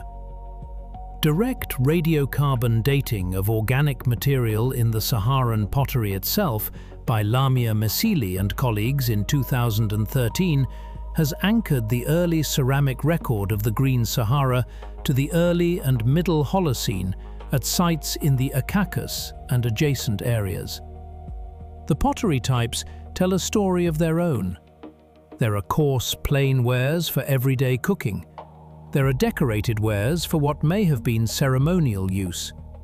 There are dozens of regional styles, with sherds from one region appearing occasionally hundreds of kilometers away, suggesting trade or movement of marriage partners, or both. The pottery, like the rock art, is one of the few surviving records of an active cultural network across an enormous landscape. The transition to pastoralism at Tassili and across the Central Sahara is reflected in the archaeological material record, the rock art and the zooarchaeology, all moving in step. As you walk forward through the layers of any given site, the wild game bones decrease and the cattle bones increase. The pottery becomes more elaborate. The lithic arrowheads decrease in number, and the small grinders for processing wild grain remain. The painted scenes shift from round-head ritual figures to cattle period camp life. The same site, in the same shelter, on the same patch of cliff, holds a continuous record of a society moving from foraging to herding without abandoning the original location. This was the human Sahara at its peak. There were probably more people living in the Central Sahara during the late wet phase than have lived there in any subsequent 5,000-year window. There were children, there were teachers, there were songs and recipes for milk fermentation and the precise way you carry a calf to the right pasture in the dry month. There were the names of cows, there were the names of children, there were the deaths of children, occasionally and inexplicably 3 at a time, and the careful preparation of beds of flowers under their bodies. This was the world that the rocks of Tassili were the diary of. It was a long world. It lasted for thousands of years. The painters of the cattle had grandparents who had been painters of cattle. They had great-grandparents who had been painters of cattle. They thought, as far as we can tell from any of the evidence, that this would always be the way of the world. Their children would learn to milk. Their grandchildren would learn the herder's whistle. Their great-grandchildren would inherit the herd, marry into another family with a herd, and live more or less the way their family had been living for as long as anyone remembered. This is the moment in any narrative of the Green Sahara when the careful narrator has to break the news. The rain that the herders depended on did not depend on them. It depended on the orbit. The orbit, slowly, was moving. The same precessional drift that had brought the Earth's perihelion into Northern Hemisphere summer alignment 10,000 years earlier was now drifting it back the other way. Summer insolation in the Northern Hemisphere was decreasing slowly, year by year. The monsoon was slowly weakening. Less moisture was reaching the Sahara each summer than had reached it the summer before. The lakes were not, in any single year, dramatically lower. The wadis were not, in any single year, dramatically drier. But the aggregate, decade by decade, was a slow draining of the water budget of the entire continent. And the rain began to skip a year, and then another year, and then more. It did not look, at first, like an ending. But first, before we walk through what the people on the plateau actually felt, let's lay down the climatological frame, because the climate is the frame inside which the human story is going to play out. The African Humid Period ended somewhere between 6,000 and 5,000 years ago. The most commonly cited single date is 5,500 years before present, often abbreviated by climate scientists as 5.5 kiloyears BP. Some lines of evidence point to a hard end at this date. Other lines point to a softer, longer, multi-stage end. There has been, for the better part of 3 decades, a serious scientific debate about whether the Green Sahara collapsed abruptly or drained gradually. The debate is not yet fully resolved. The abrupt ending camp goes back to a paper published at the turn of the millennium by Peter de Mennecal and several colleagues in the journal Quaternary Science Reviews. They drew their evidence from a marine sediment core taken from the seabed off the coast of Mauritania. The core captured 20,000 years of African weather as a record of how much wind-blown Saharan dust had been settling onto the ocean floor. The dust signal in their core dropped sharply at the start of the wet phase and stayed low for 10,000 years. Then, between roughly 6,000 and 5,000 years ago, it rose sharply and stayed high until today. The transition in their core took roughly a few centuries. To de Mennecal and his colleagues, this looked like an abrupt collapse. The Sahara, in their reading, switched from green to dry over the course of perhaps 2 centuries, perhaps less. The gradual ending camp made its case most forcefully in 2008, when the German paleoclimatologist Stefan Kroppelin and his colleagues published a paper in the journal Science, based on continuous lake sediment records from a small lake in northern Chad called Lake Yoa. Lake Yoa is unusual. It is a deep desert lake fed by groundwater rather than by surface inflow, which means it has held water continuously through the late Holocene, even as the surface climate of the surrounding region dried. Its sediments contain a diary of vegetation, lake chemistry, and biological communities that runs without major gaps for the last 6,000 years. Crocolin's team read the record and saw not an abrupt collapse, but a long, gradual drying that took close to 2,000 years to complete, with the central Sahara becoming the desert we know today over a span of millennia rather than centuries. The two readings, Domenical abrupt and Crocolin gradual, look incompatible at first. They have been argued back and forth in the literature ever since. A third position, advanced by Timothy Shanahan and his colleagues in 2015 in the journal Nature Geoscience, may help reconcile them. Drawing on West African lake records from a transect of latitudes, Shanahan and his team argued that the termination was time transgressive, ending earlier in the north and later in the south. The Sahara in this reading did not dry all at once. It dried from the top down. The northern margin, fed in part by Mediterranean winter cyclones, whose storm tracks shifted away from North Africa first, dried earlier. The southern margin, fed by the African summer monsoon, held on longer. From the perspective of any single core, the local termination might look abrupt. But the continent-wide termination, summed over many cores, was unevenly distributed in time. This time-transgressive picture is now the most widely accepted version. The end of the African Humid Period was not a single calendar event. It was a wave that rolled south across the continent for 1,000 to 2,000 years, abrupt at any single location and gradual when viewed from above. What caused it? The immediate driver, almost everyone agrees, was the same orbital forcing that had caused the wet phase, running in reverse.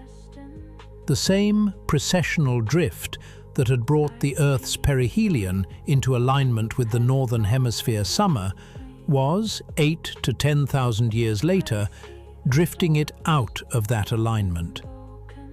Summer insolation in the Northern Hemisphere had been decreasing slowly throughout the Holocene. The monsoon, which had been strengthened by the orbital push, was now being slowly detuned by the orbital retreat. But the orbital change was not enough on its own to explain the speed of what happened. The orbital decrease in summer insolation was slow and continuous. The decline in vegetation and lake levels in many places was relatively rapid once it began. There was, in other words, a non-linear amplification at work. Climate models since the 1990s have been suggesting one likely amplifier: the same vegetation feedbacks that helped green the Sahara in the first place. Once vegetation thinned past a certain threshold, the surface albedo rose, more sunlight was reflected, the land surface cooled relative to the ocean. The monsoon weakened further, less rain fell, more vegetation died, and so on. The feedback ran in reverse. The system, which had been parked in the wet, stable state, fell back into the dry, stable state. And the fall, when it came, was sharper than the orbital forcing alone would have predicted. This non-linear feedback is one reason climate models indicate that the Sahara has more than one stable vegetation state. There is the wet state, there is the dry state. The transition between them is a threshold transition, not a gradual slide. The system, given a slow push, will at first hardly respond, and then will collapse all at once. There is also a more recent, more uncomfortable line of work that suggests the people on the ground may have helped tip the system over. In 2017, David Wright of Seoul National University published a paper in Frontiers in Earth Science, arguing that humans, by clearing vegetation for cattle and goat herding, may have contributed to the abrupt feedback that ended the African Humid Period. The argument runs as follows. Cattle and goats in any reasonable density denude vegetation. Denuded ground reflects more sunlight. More reflection means less surface heating. Less surface heating means a weaker monsoon. A weaker monsoon means less rain. Less rain means more denudation. Pastoralism, in this picture, is its own quiet feedback loop, and Wright's hypothesis is that the herders may have been part of the trigger that flipped the Sahara from wet to dry. This is unsettling for an obvious reason. The painters of the cattle on the rocks of Tassili and the Iquitos are usually presented as innocent witnesses to a climate change they neither caused nor could prevent. Wright's argument complicates that picture. If correct, the herders were not just witnesses, they were in some small way participants. The pastoral economy that they had built, which had given them a buffer against minor droughts, may have helped tip the larger climate system into the major drought that ended their world. The story has another twist. In 2018, a different team, led by Chris Brierley, published a paper in Nature Communications that ran a similar question through climate models and came to the opposite conclusion. Pastoralism, Brierley and his team argued, may actually have delayed the end of the Green Sahara rather than accelerated it.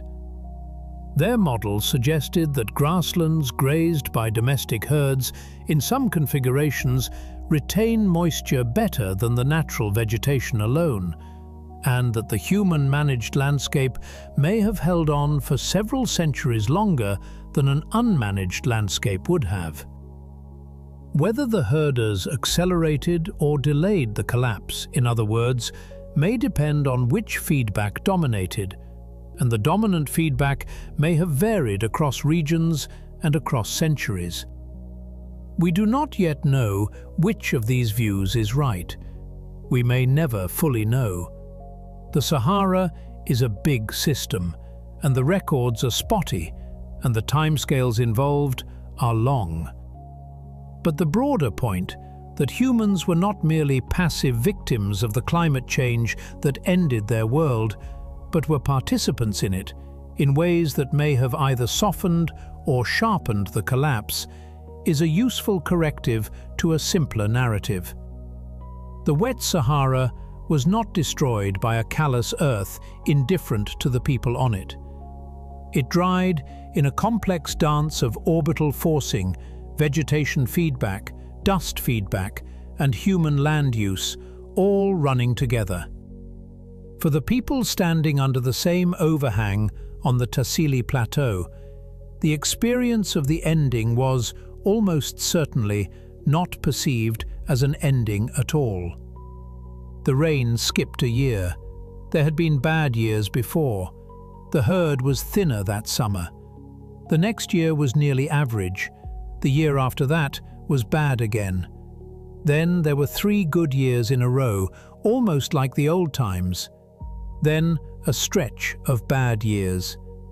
Each generation, looking back at the rains it remembered, would have noticed only that the average was a little drier than the average remembered by the generation before. The collapse was a thing made of decades, not of moments. It would not have presented itself as a catastrophe. It would have presented itself as a gradual loss of certainty. The rock art changes in subtle ways across these centuries. The cattle herds shown in the late pastoral panels are smaller. Individual prize animals, often bulls, are given more attention. There is more weaponry. There are scenes of conflict between groups, possibly raids over cattle or pasture.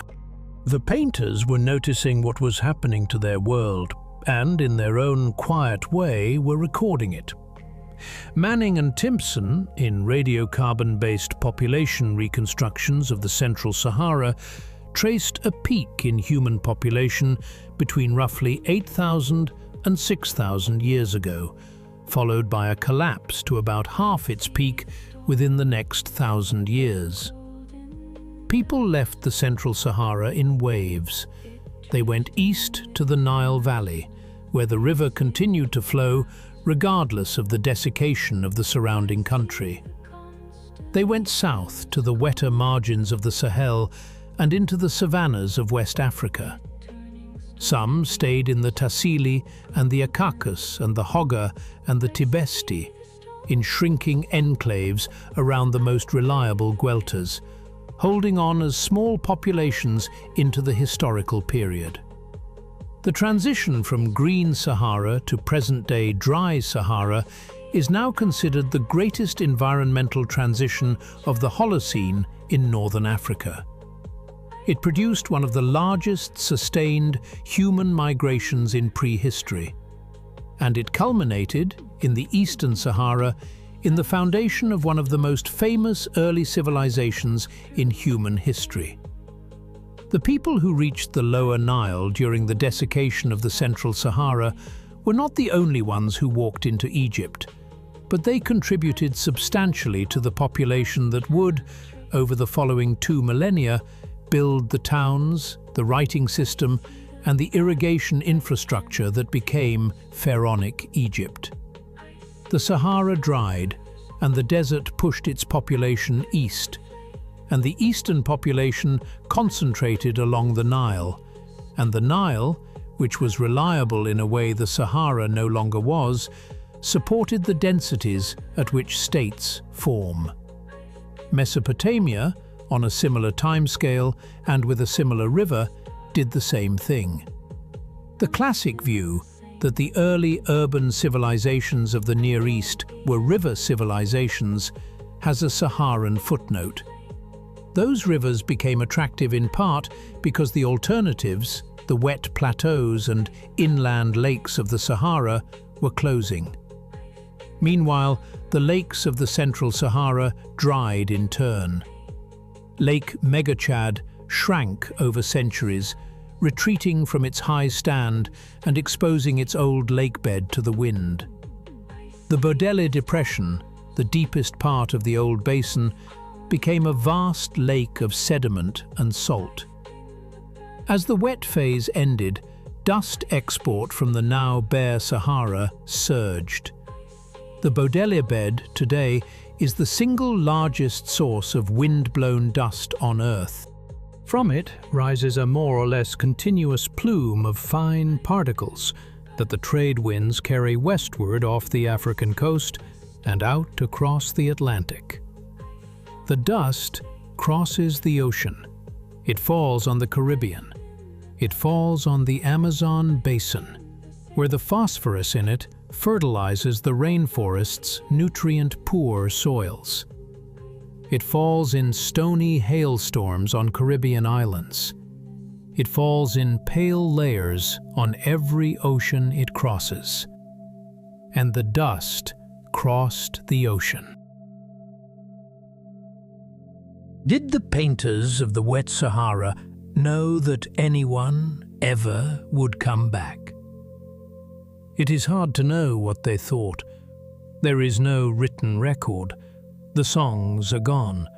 The oral traditions of the Tuareg, the inheritors of this country, preserve memories of older greenness in fragments and proverbs. But those memories were folded into a different culture by the time anyone wrote them down. We can guess that the painters did not paint with future archaeologists in mind. They painted because the painting was what one did under an overhang. They painted because the cattle were worth painting. They painted because the ritual figures wanted to be made. They painted because, in a long-settled herder society, the rock face was a place where stories went. But they did make the paintings durable. The pigments were chosen for permanence. The protected positions of the panels, deep in shelters and on the underside of overhangs, were chosen, knowingly or not, for protection from the wind and the sun. The desert varnish that coats the sandstone and that slowly grew over the older paintings has acted as a sealing layer that has preserved many figures that would otherwise have been scrubbed off the rock. And then, 4,000 to 5,000 years after the last cattle was painted, the paintings were found again. The finding happened in pieces by people who almost never met one another over the course of about 170 years. They were almost all European, almost all male, almost all working at the literal margins of where the colonial enterprise was probing into the Sahara. They were variously soldiers, traders, missionaries, surveyors, ethnographers, and a few full-time scientists. They had different motives. Some of them recorded what they saw with care. Some of them recorded only the parts they thought were important. A few of them, in the way of human beings, made things up. The earliest figure in this lineage, in any systematic way, was Heinrich Barth. Barth was a German explorer, born in Hamburg in 1821, who, in 1850, crossed the central Sahara and described what he found in the Murzuk Desert and elsewhere with a level of attention that no European had previously given the region. He saw petroglyphs of savanna animals etched into stone in country that had not held savanna animals for thousands of years. He recognized them for what they were. He argued in his published journals that the climate of the Sahara had changed within the time of human memory, and that the rocks were the proof. He was the first European to systematically describe the Saharan rock art and to argue from it that Africa's interior had once held large populations and complex societies in landscapes now uninhabitable. He was, by the standards of 19th century European race science, an unusually clear-eyed and respectful observer of the African societies he traveled through. His books are still read. A generation later, in 1923, the Egyptian-Hungarian explorer Ahmed Hassanein crossed the Libyan desert by camel from the coast at Sollum south to Kufra and beyond, and reached a remote massif called Gabal el Uwainat on the modern Egypt-Libya-Sudan triple point. He found on its rock walls depictions of giraffes, of antelope, of cattle. He saw nothing alive of those species anywhere on the surrounding plain. He published his account with photographs in 1923. The implication was the same as Barth's, but with the visual evidence of photographs that Barth had not had. The country he had crossed had once held savanna life. He had crossed the bones of a green Sahara that had been dry for so long, even his guides had no folk memory of it. Hassanein later became a major political figure in Egypt and died in mid-20th century Cairo. Then, in October of 1933, a Hungarian aristocrat and aviator named Laszlo Almasi, working on a desert survey expedition in the Gilf Kebir Plateau on the modern Egyptian-Libyan border, crawled into a small rock shelter on one flank of the plateau. The shelter was decorated, on its inside walls, with paintings. There were giraffes, there was a hippopotamus, And there were, painted in clear ochre, a small group of human figures with their arms and legs bent in the universal posture of someone moving through water. Almasi stared at them for a long time and named the place, with no irony at all, the Cave of Swimmers. Almasi went back to Cairo and wrote a book about his desert work the following year, 1934, called The Unknown Sahara. In it, he argued that the swimming scenes he had found in the Gilf Kebir were realistic depictions of a way of life. The painters, he wrote, had drawn what they saw. There must, he argued, have been water in this country once, in living memory or close to it. The climate must have shifted from temperate to xeric desert since the time of the painting. The book's first editor was so uncomfortable with this argument that he added several footnotes distancing himself from his author's claims. Almasi was, the editor implied, perhaps overreaching. The Sahara had always been a desert. The paintings must mean something else. Almasi was right. The editor was wrong. Almasi had recognized from a single rock shelter what the next half-century of paleoclimatology would systematically prove.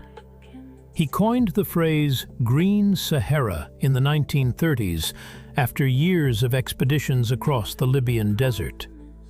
He did so partly out of intuition and partly out of an honest reading of what was painted on the cave walls. He did not live to see the marine cores or the lake sediment records or the climate models confirm him. He spent the Second World War in Cairo on the wrong side of British intelligence preferences and survived only by complicated luck. He died not long after the war ended. Years later, the Hungarian writer Michael Ondaatje would loosely base the protagonist of The English Patient on him, and the novel would, in turn, be made into a film whose central image is precisely Almasi's Cave of Swimmers. So, by the early 1930s, the basic shape of the Green Sahara hypothesis was on the public record. Petroglyphs and paintings of savanna animals existed across the central and eastern Sahara. The country no longer held those animals. The climate must have changed. Most professional archaeology was skeptical. Most professional climatology had not yet engaged with the question. The figure who, more than anyone else, brought Saharan rock art to global attention was a French explorer named Henri Lot. Lot was born in Paris in 1903. He was orphaned at the age of 12. He drifted into anthropology through a Boy Scout association and eventually became a pupil of Abbé Breuil, the great French expert on prehistoric cave art. He earned a doctorate in 1945 at the age of 42, after years of contested and sometimes credentialless fieldwork in North Africa. In the early 1950s, he learned, through a chain of military and ethnographic contacts, that a French colonial soldier named Brennans had stumbled across remarkable rock paintings in a remote, uninhabited zone on the edge of the Algerian Sahara. The paintings were on the Tassili Plateau, in deep wadis cut into a barren sandstone country, and they showed elephants, giraffes, rhinoceroses, and strange human figures. Lotte, with the help of Brennans, secured financial support from the Musée de l'Homme in Paris and mounted a full expedition to investigate. In February of 1956, Lotte and his team landed in Janet, on the southeastern edge of the plateau, and began their long work upward into the wadis.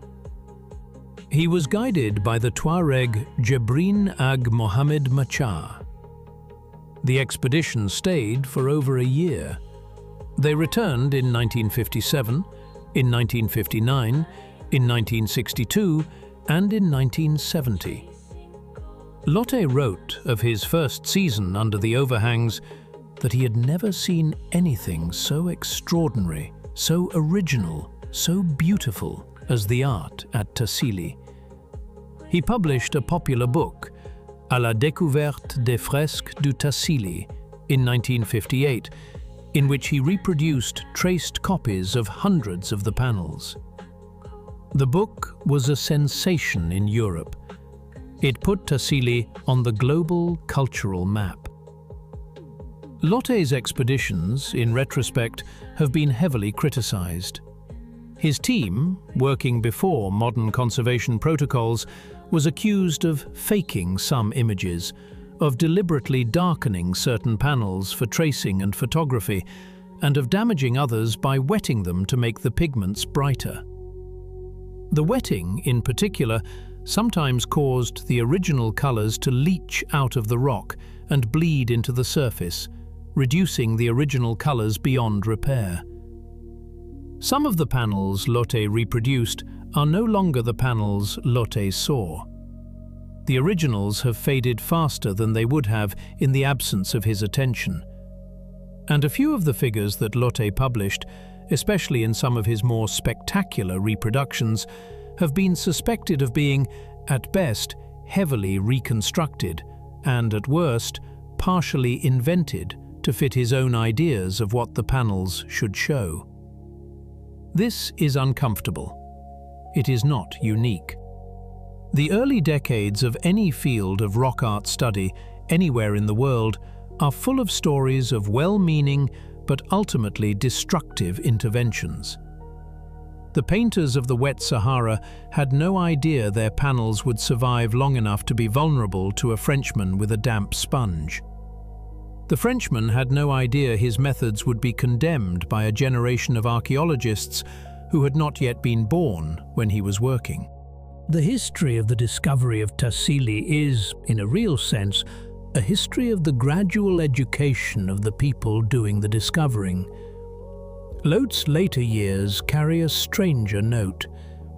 He came to believe, late in life, that the round-headed figures of the Tassili paintings depicted ancient contact with extraterrestrial beings.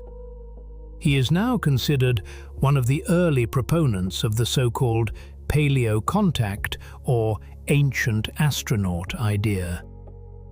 The position is rejected by mainstream archaeology, which reads the roundheads, as the previous chapter described, as ritual figures from an early Holocene Saharan religious tradition, not as portraits of visiting aliens. Lotte did not invent the ancient astronaut idea, and he was not the only researcher of his generation who flirted with it. But the man who had brought Tassili to the world was, by the end of his career, in a sense more captivated by his own reading of one set of paintings than by what the wider scientific community could say about them. He died in old age, late in the 20th century, having returned to the Plateau several times and continued to publish on Saharan rock art into his final years. More recent work in the Sahara has been better. Italian, German, French, and Algerian teams, working from the 1970s onward, have produced careful records of Tassili and its sister sites. The Ochre, just across the Libyan border, has been documented in painstaking detail by Delernier and his colleagues. Gobero in Niger has been excavated systematically by the Sereno team. Pottery has been residue analysed. Population trajectories have been radiocarbon modelled. The basic shape of the wet Sahara story, which Barth glimpsed in 1850 and Almasi guessed at in 1933, and Lotte popularised in 1958, is now buttressed with hundreds of independent lines of evidence.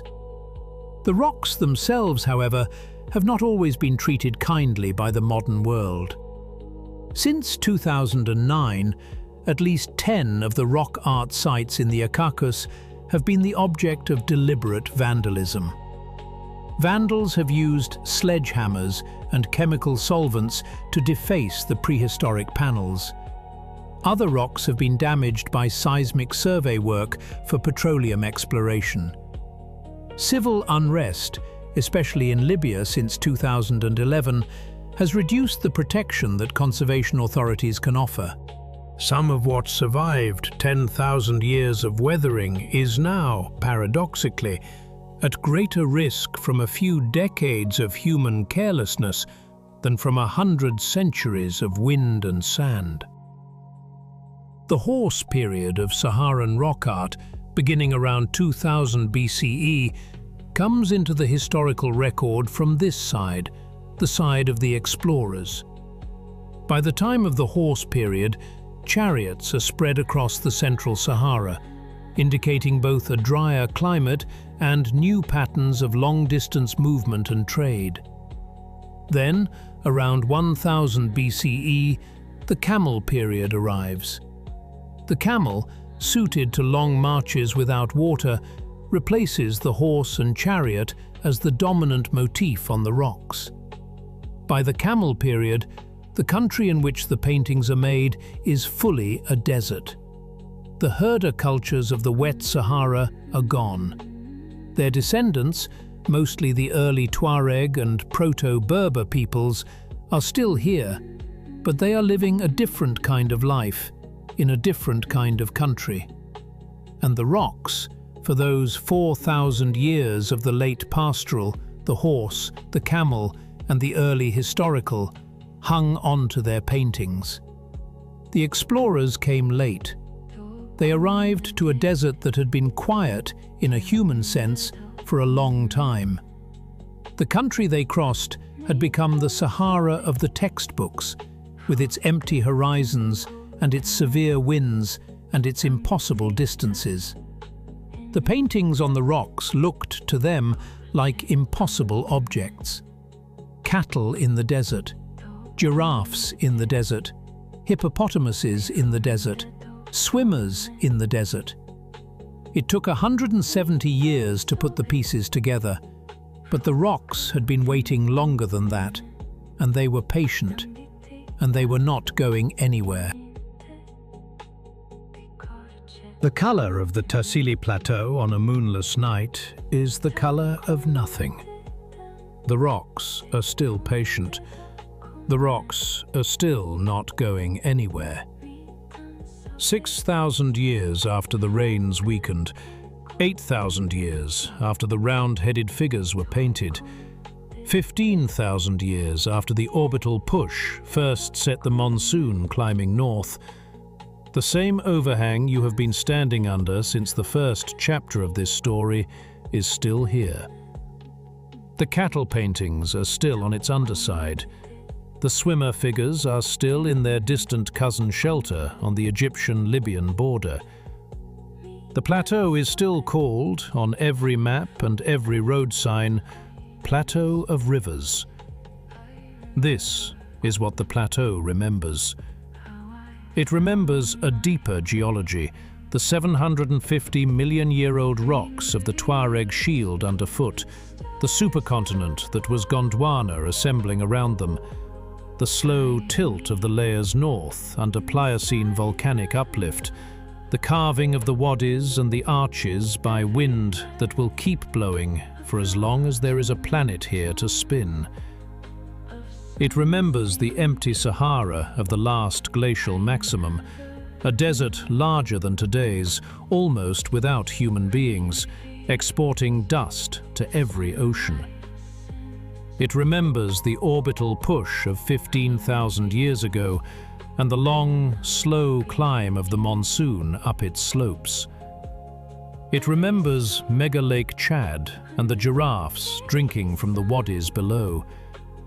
It remembers the round-head painters climbing under its overhangs with their lumps of red ochre, leaving figures whose meaning their own descendants would not be able to read. It remembers the cattle and the children, and the women buried with their 2 children on a bed of flowers. It remembers the slow drying, the rains that began to skip a year, the lakes that began to retreat, the people walking east toward the Nile and south toward the Sahel and away. It remembers the stranger named Heinrich Barth crossing it in the heat of 1850, the stranger named Almasi crawling into a cave on its eastern flank in 1933, the stranger named Lotte setting up his tents in Janet in February of 1956. It remembers all of this and is silent about it, and continues to do nothing about it, and is unbothered.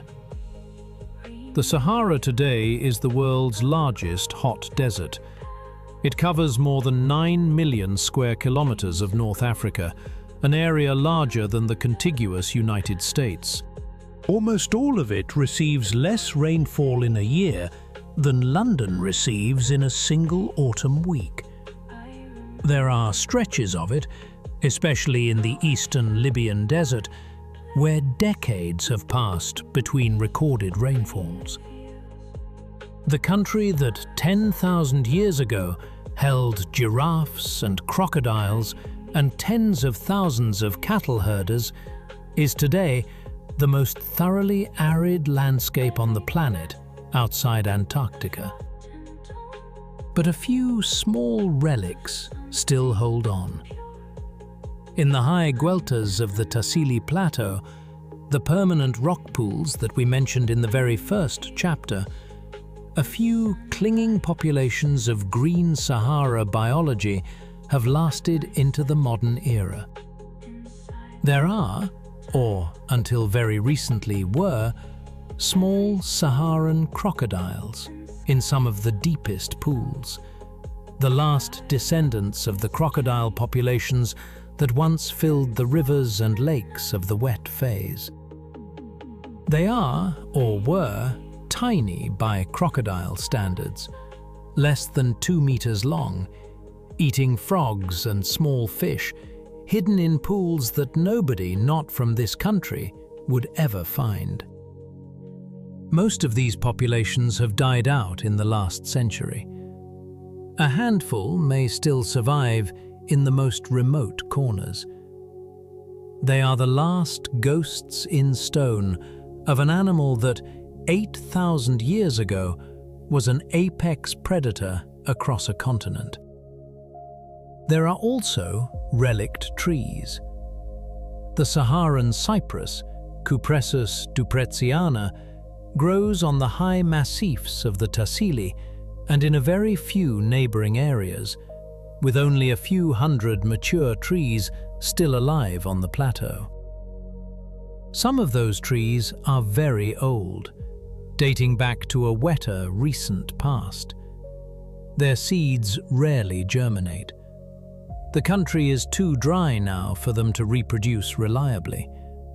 They are, as a species, slowly dying out where they stand. A few hundred living legacies of the wetter past, locked into a country that will not let their children grow. And the dust. The dust is the last and most far-flung of the wet Sahara's legacies, although it is, paradoxically, a legacy of the desert that came after. The Bodele Depression, the deepest part of the dried bed of Lake Megachad, is today the single largest source of wind-blown dust on Earth. The trade winds carry that dust westward off the African coast and out across the Atlantic. They drop it in the Caribbean.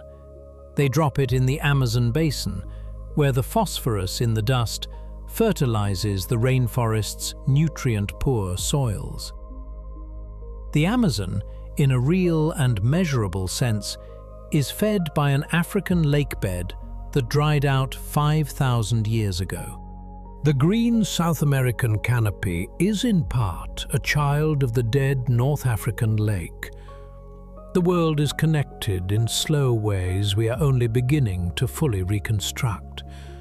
And somewhere in the slow currents of the global carbon and water cycles, the same orbital cycle that gave the Sahara its wet phase is still turning. The precessional period is about 23,000 years. 5,000 years from now, 10,000 years from now, the Earth's perihelion will once again drift toward Northern Hemisphere summer alignment. The summer insolation in North Africa will very slowly climb. The monsoon, very slowly, will strengthen. And, climate models suggest, in some long future that is no concern of yours, the Sahara may once again turn green. The doorway between Africa and Eurasia, closed for the present chapter, will at some point in a deep future open again.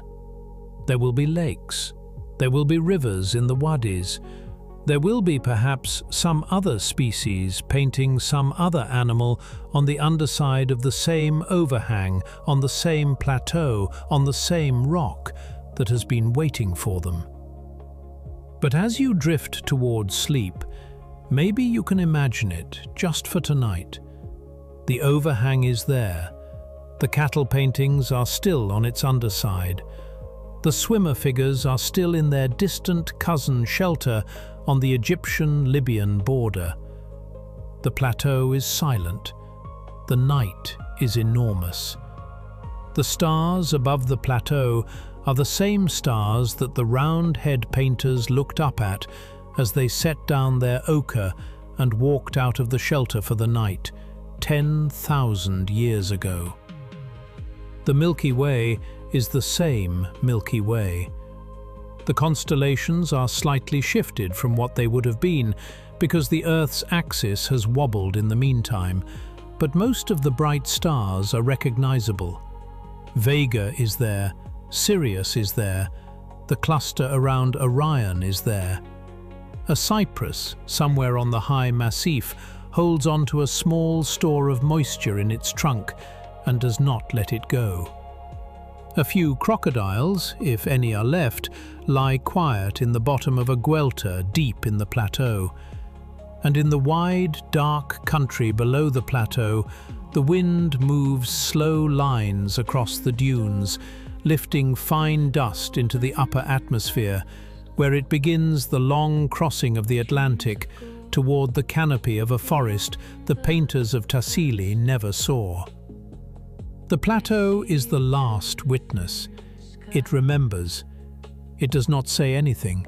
It does not need to. The paintings under the overhang say enough. Cattle, where there are no cattle. Giraffes, where there are no giraffes.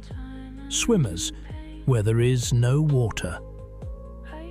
The diary is on the rock. It has been on the rock for 10,000 years. The wind has tried to scrub it off and has not succeeded. The sun has tried to bleach it and has only partly succeeded. The hand that drew the first cow, that drew the first giraffe, that drew the first floating round-headed figure, has been dust for so long that even the dust is now part of a different country. But the rock is still here, and the painting is still on the rock. And you, sometime tonight, somewhere in your bed, are imagining standing under the overhang in the very first grey minutes before sunrise, with the cold of the night still in the rock, and the smell of long-dried sand under your feet, and somewhere far overhead, the soft trace of a swimmer. Sleep well on a plateau that remembers being a river. Good night.